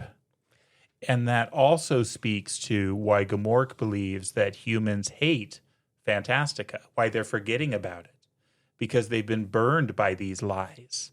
When this fantasy comes into our world and isn't rooted in the story, isn't rooted in the home, it becomes something dark and evil. And this is why the human world has turned against it. That is incredible. Now, see, you just said something there that I don't think we've explained. The nothing. He tells them what the nothing is. It's a forgetting. So Fantastica is almost a byproduct of the human world. And the humans are forgetting these things of fantasy or remembering them wrongly. They're thinking them as lies. Even in the movie, there's a scene where Bastian's dad tells me, like, you got to keep your feet on the ground, right? No more living in a fairyland. No more imagining. No more of that. You know, we got to live in the real world. The nothing, that's what's consuming Fantastica. It's that forgetting of it. It's forgetting that wonder and the imagination that comes with it. And Gmork asks him, he's like, what are you creatures of Fantastica? Dreams, poetic inventions, characters in a never-ending story. Do you think you're real? Well, yes, here in your world you are. But when you've been through the nothing, you won't be real anymore. You'll be unrecognizable, and you will be in another world. In that world, you Fantasticans won't be anything like yourselves. You will bring delusion and madness into the human world. Atria doesn't like this at all, and he wants to know, will all of us be like that? And Gmork says, no, there are many kinds of delusions. According to what you are here, ugly or beautiful, stupid or clever, you will become ugly or beautiful, stupid or clever, but still lies, still delusion. And again, this is so profound. That's why humans hate Fantastica and everything that comes from here. They want to destroy it, and they don't realize that by trying to destroy it, they multiply the lies that keep flooding the human world. So this is the trade-off. You can't escape the creatures of fantasy. You can't escape it. But if you kill them in their proper place, if you forget them, then they become lies in our world, and it becomes even more extreme. So it says, for these lies are nothing other than creatures of Fantastica who have ceased to be themselves and survive only as living corpses, poisoning the souls of men with their fetid smell. But humans don't know it. Isn't that a good joke? It's a twisted joke. It's twisted. And it talks about why Gmork is doing what he's doing. In fact, that's the heart of the matter. Don't you see? If humans believe Fantastica doesn't exist, they won't get the idea of visiting your country. And as long as they don't know you creatures of Fantastica as you really are, the manipulators do what they like with them. And so this wonderful land of story and depth and richness and truth become lies and delusion at the control of the manipulators. Makes us more susceptible to buying things, to hating things, to doing things that are evil or we don't want to do. And these are the forces that Gmork serves. This blew my mind when I read through it this time. This idea of the two worlds, the primary world and the secondary world, the real world and the fairy world, but that they're connected. And if one is sick, the other is sick. But the sickness of one will feed the sickness of the other, but in ways you wouldn't expect. But if they're both healthy and will feed each other in ways you wouldn't expect. There's a connection, an interplay between the two, which takes us back to the Auryn. It takes us back to the two serpents biting each other's tails. Separate but intertwined, connected. and if separated, allowed to run amok. I mean, it is just such a poignant and powerful vision he is giving of the relation of fantasy and the real world. Gamork tells Atreyu, when it comes to controlling human beings, there's no better instrument than lies. Because, you see, humans live by beliefs, and beliefs can be manipulated. The power to manipulate beliefs is the only thing that counts. And that idea that Fantastica needs someone to not just believe in them, but believe about it rightly. So these spooks, they become not even just the spooks. When fantasy creatures come into the human world, they're no longer visible, but there's something ugly. There's something demented. They're like the ghosts and things. They become something twisted and bad. But here, they need a human to come save them, right? To give them a new name, new stories, new wonder. Fantastica on itself, it is a wondrous place, but it can't come up with its own wonder. It doesn't have that spark of creation. It says that, humans were born of the word, right? That subcreation ability. Fantasticans don't have that. They need that from the primary world, but there is that connectedness between them. And it's really interesting that the werewolf is the one who conveys all this to Atreyu. Yeah, that speaks the truth. So now Atreyu knows this, but now Bastian knows this too. And back into italics, he now realized that not only was Fantastica sick, but the human world as well. The two were connected. He had always felt this, though he could not have explained why it was so. He had never been willing to believe that life had to be as gray and dull as people claimed. He heard them saying, life is like that, but he couldn't agree. He never stopped believing in mysteries and miracles, and now he knew that someone would have to go to Fantastica to make both worlds well again. So not just Fantastica, but our world too. It says, if no human knew the way, it was precisely because of the lies and delusions that came into the world because Fantastica was being destroyed. It was these lies and delusions that made people blind. So this nothingness that's consuming Fantastica, it's also creeping into the human world. It's a product of the human world, but it's circling back again. It's that cyclical nature. It's that repeating of itself, the snake eating its own tail.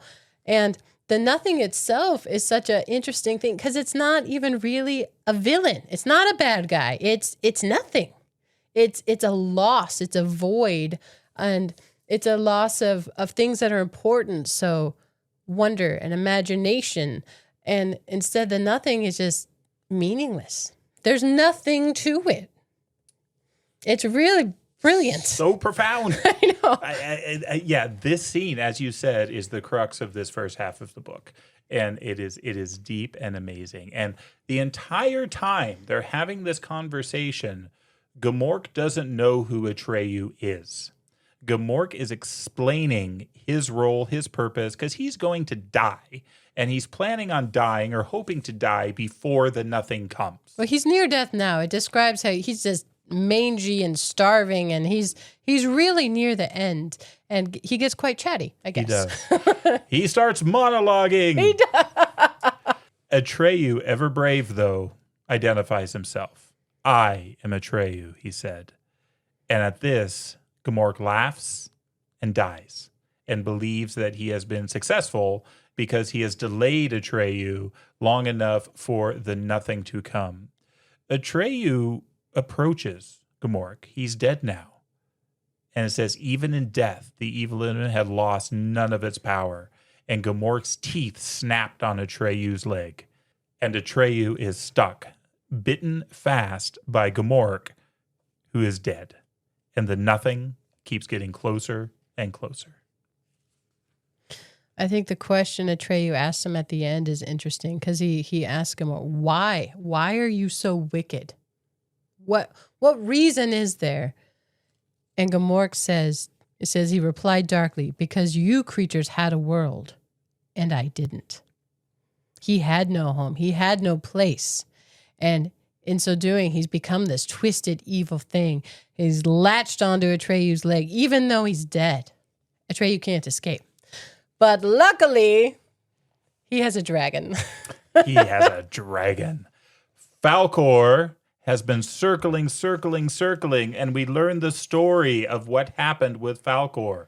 He saw something glinting under the ocean. Now, luck dragons are creatures of the air, not creatures of the water. But he sees the Auryn at the bottom of the ocean that has fallen off of Atreyu.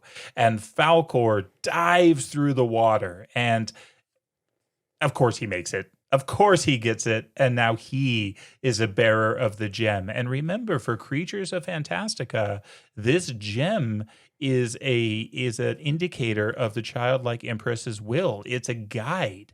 So it guides Falkor till he can find Atreyu and can save him. And again, luck is a big player in all this, because the nothing is coming closer, and that pull to throw yourself into the nothing is strong.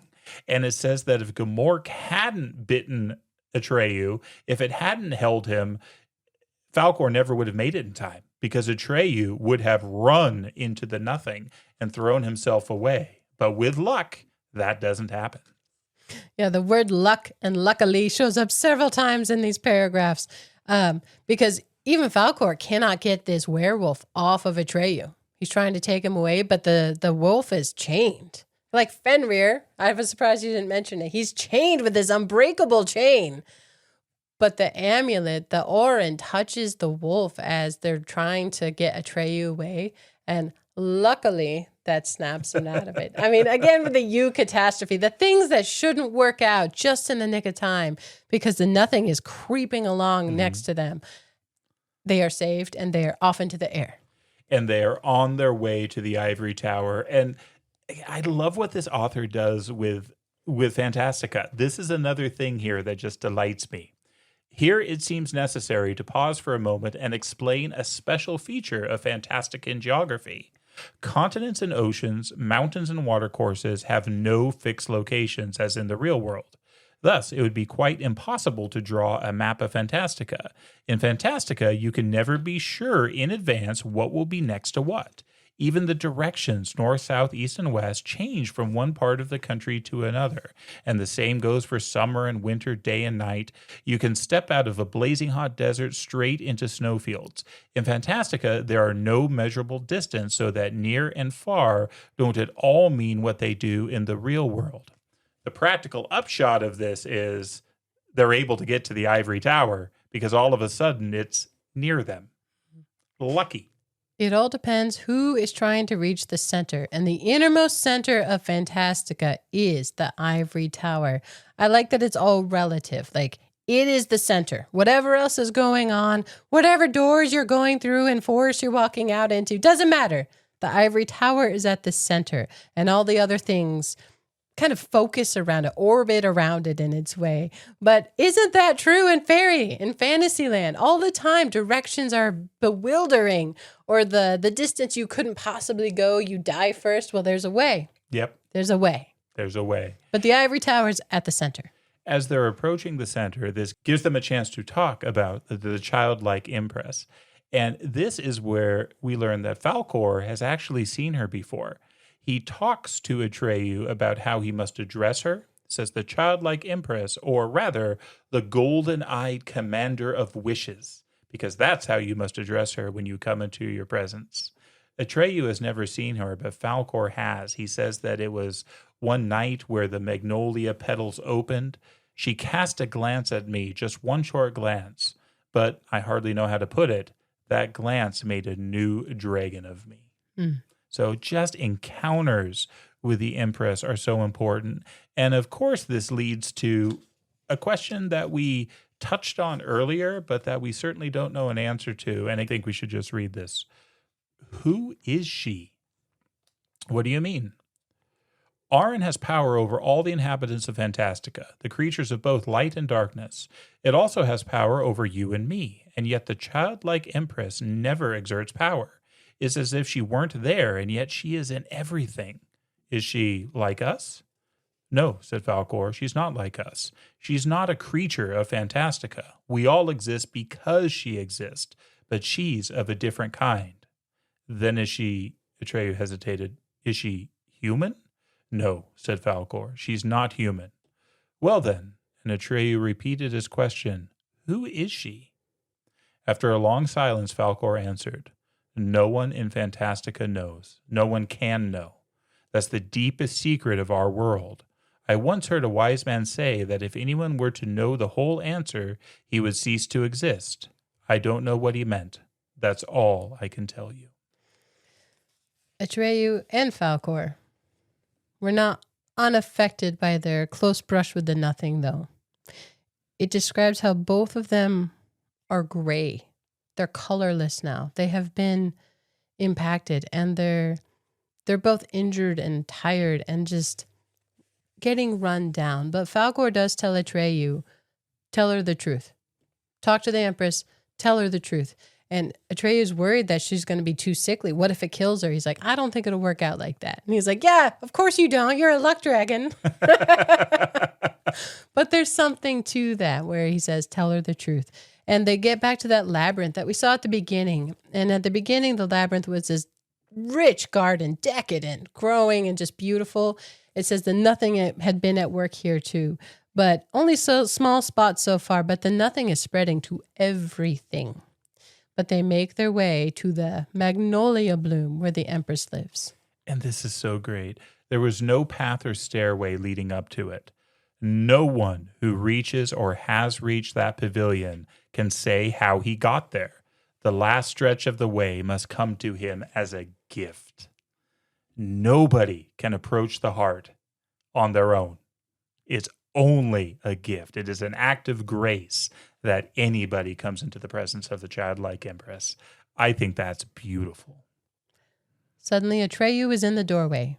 He went in and found himself face to face with the golden-eyed commander of wishes. She seemed infinitely frail and delicate. Atreyu could see how ill she was by the pallor of her face, which seemed almost transparent.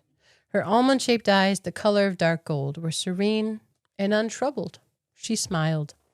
She looked like an indescribably beautiful little girl of no more than 10, but her long, smoothly combed hair, which hung down over her shoulders, was as white as snow. And then something incredible happens, and we go back to Bastian. He's talking about the pictures he sees, the way he visualizes the story. Says these pictures, however, existed only in his imagination. But when he came to the Magnolia Pavilion, he saw the face of the childlike Empress, if only for a fraction of a second, for the space of a lightning flash. And not only in his thoughts, but with his eyes. It wasn't his imagination, of that Bastian was sure. He had even seen details that were not mentioned in the description, such as her eyebrows, 2 fine lines that might have been drawn with India ink arching over her golden eyes, or her strangely elongated earlobes, or the way her head tilted on her slender neck. Bastian knew he had never in all his life seen anything as beautiful as this face, and in that same moment he knew her name. Moonchild. Yes, beyond a doubt, that was her name. And Moonchild had looked at him, Bastian Balthazar Bux. She had looked at him with an expression that he could not interpret. Had she been taken by surprise? Had there been a plea in that look? Or longing? Or what could it be? It says, with a trembling forefinger, he found his place and went on reading. The clock in the belfry struck 10. Atreyu, too, is standing with a torn-up leg. Good for him. But he stood gazing at the childlike Empress. He had no idea how to begin or what to do. And she speaks to him, and she's so sweet and lovely. She says, your lovely cloak has turned gray. Your hair is gray, and your skin is like stone. But all that will be as it was, or better. You'll see. She is untroubled. Fantastica is falling apart, ripping apart, being consumed by the nothing, and she is untroubled. And as Atreyu is guilt-racked and feeling awful like he's failed, you have done well, she said, and I am pleased with you. She's reassuring and warm. And he speaks against this. He says, well, what have I done? I haven't done anything. And then he heard her say, but you've brought him with you. Atreyu looked up. Who? our savior. He When- doesn't understand. No, when Atreyu was chosen, they said they needed a savior and a pathfinder. Well, it turns out Atreyu's been the pathfinder. He's walked this path, but he had to bring a savior.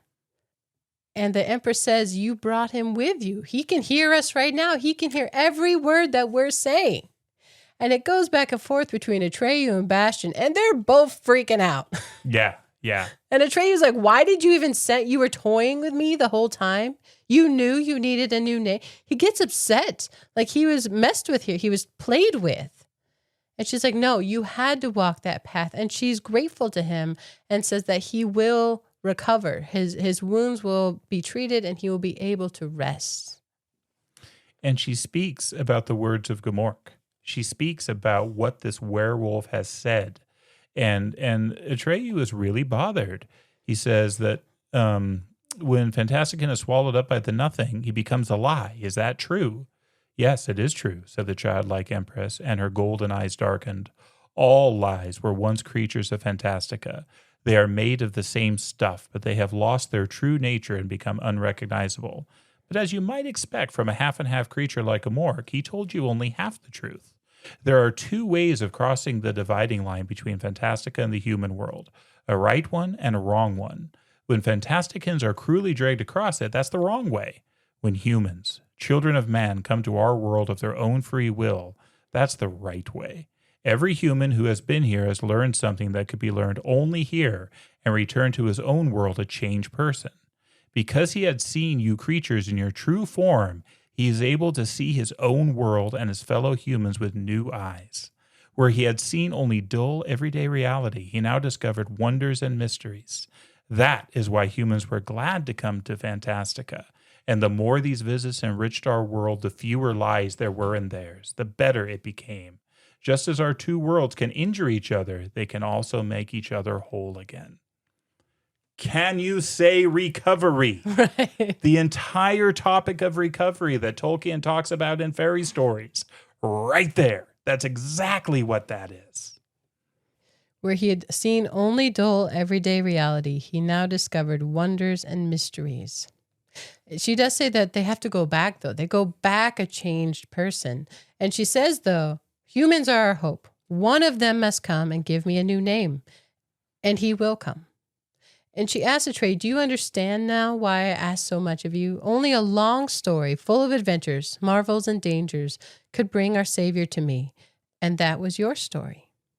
Atreyu's story, his journey, his path is what's bringing the human to Fantastica to save it. And the Empress does say, I don't know what's taking him so long. Yeah. She saw him. He saw her. I do enjoy, too, that Atreyu asks, why do you need a new name? And her answer here is great, too. Only the right name gives beings and things their reality, she said. A wrong name makes everything unreal. That's what lies do. Mm-hmm. That's very good. I love that one myself. I have a thing with names. Yes, absolutely. Bastian felt his hands growing moist with excitement. I can't do it, he said. I don't even know what I'm supposed to do. Maybe the name I've thought of isn't the right one. And this keeps going on, where they are wondering, when will he speak? Why won't he speak? And he can't. He won't do it. She says all he has to do is to call me by my new name, which he alone knows, nothing more. Bastian knows he knows the name. And earlier in one of his thought processes, he'd said, oh, if only I knew how to go to Atreyu and help him, I would do it. All I need is a path. Not so. Bastian's still scared. Just to say a name, just to try it out. Eventually, it becomes clear that Bastian's not going to do it. And Atreyu is losing hope, but the childlike Empress always has a plan.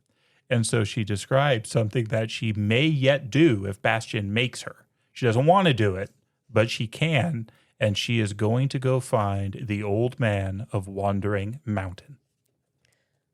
I love this, and I think this is really where the book starts to deviate from the movie. The old man of Wandering Mountain. He wasn't part of it. Who's that?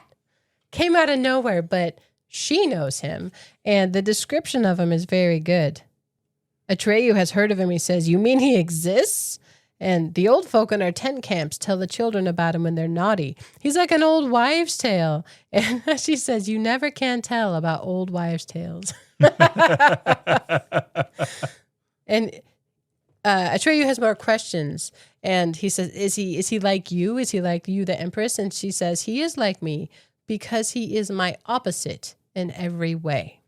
Another one of those balance things. It's almost Eastern in balance, the yin and the yang, the balance, the point counterpoint thing. Even the snakes with the oval is very much like the Taoist symbol, right? With the wavy line between the two. He is my opposite in every way. But she tells Atreyu that he can go rest. Falkor is already at rest. For a long time, all was dark and warm around him. Much later, he half awoke when a soothing liquid touched his parched lips and ran down his throat. He had a vague impression that he was in a great cave with walls of gold. He saw the white luck dragon lying beside him. And then he saw, or thought he saw, a gushing fountain in the middle of the cave, encircled by two snakes, a light one and a dark one, which were biting each other's tail.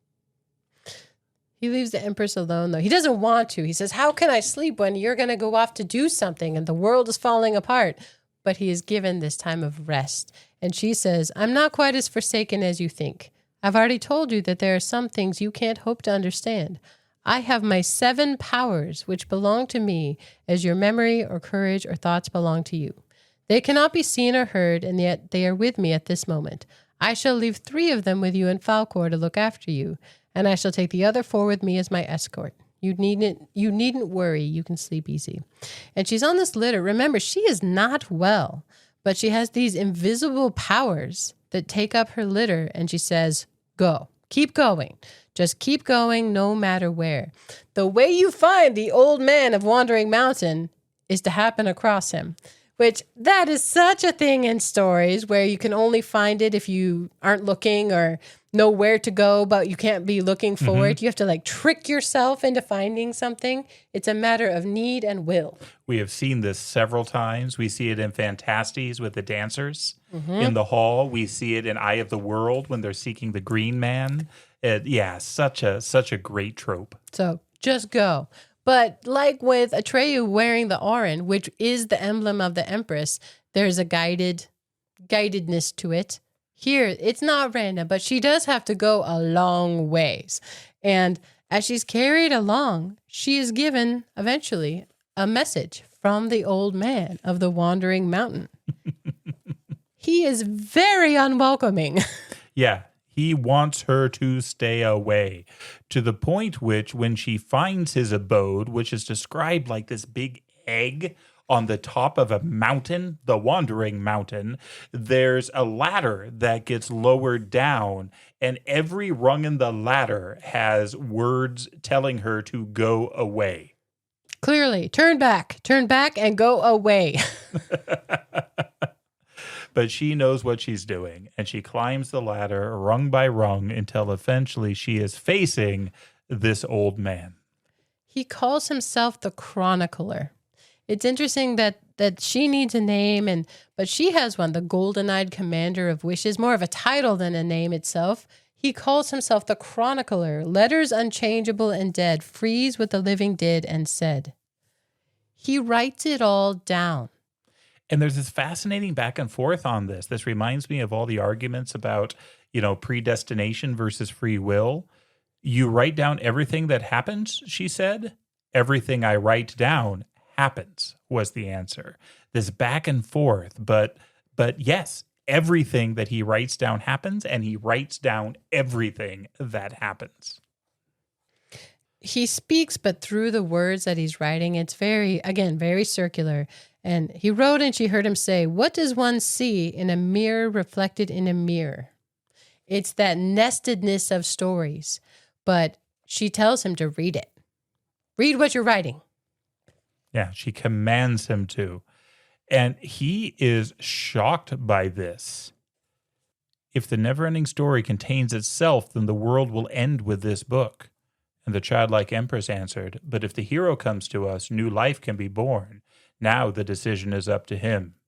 You are ruthless indeed, the old man said, and wrote, We shall enter the circle of eternal return from which there is no escape. Not for us, she replied, and her voice was no longer gentle, but as hard and clear as a diamond. Not for him, unless he saves us all.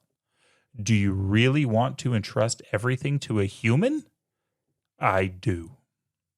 And then he begins to read the story.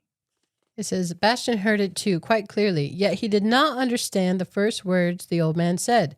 They sounded like Scoobdlo Rednirak Darnak Larak. And he wonders what happened to the language.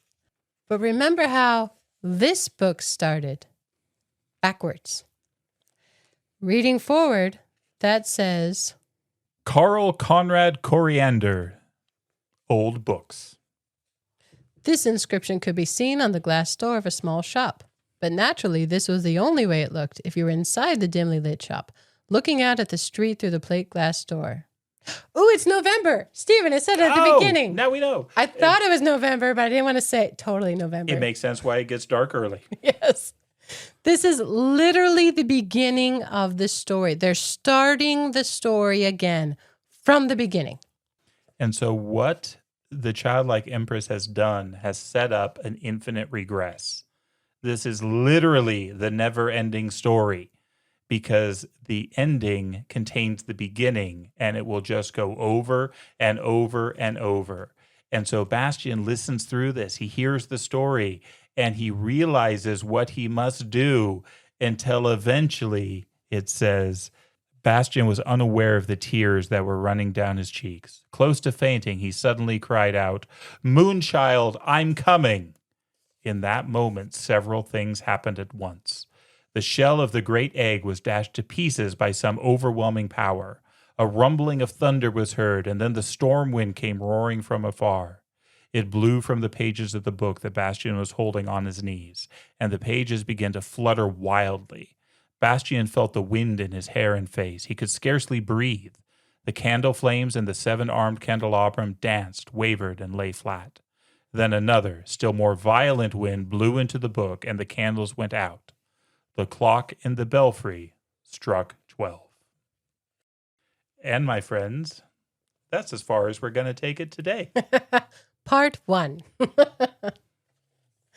I do want to comment on the letters that start each chapter. Okay, it's progressing A to Z. So we are now, our next episode, we will start with M. We're pretty much in the middle, dead middle. And this is where the movie ends. Ends kind of bizarrely, where Valcor comes back and he bullies the bullies. It's kind of a funny ending, I guess. But there's another half to this book. There were 2 snakes in that oval eating one another. We've only gotten through number 1. Come back for number 2. I am really excited to talk about the second half of this book, because if that whole sequence with Gmork blew my mind, there are passages in this second one equally so, but in different directions. It is worth getting to the end. Yeah, very much a sense of balance, I think. And just in this one, the idea that forgotten dreams, you know, these things that we come up with and almost pass off, could be a character, could be creatures, could be lands in Fantastica. How wonderful and beautiful, and how much does that enrich the life we have here? Again, the On Fairy Stories talks about it, how that time spent in fairyland can really enrich the time that we live here. How beautiful a seed, a flower, and just the wonder of the life we have here from these creatures that are made up there. Because who doesn't want a luck dragon? I sure do. Escape, consolation, and recovery. It is all here in glorious, glorious words. So yes, more to come with the letters and the balance of this story so far. But this whole thing reminded me of a poem by T.S. Eliot, and it's a very long poem, so hopefully nobody's upset. I only took out a little piece of it that I thought reflected this. But this is from a poem called Little Gidding from the 1940s, and I understand it was written during the Blitz, or at least in part during World War II. And I just think this is great. This is 2 different stanzas, but it says, We shall not cease from exploration, and the end of all our exploring will be to arrive where we started and know the place for the first time. What we call the beginning is often the end, and to make an end is to make a beginning. The end is where we start from. And with that, we'll turn the page, and we hope you join us for the next chapter.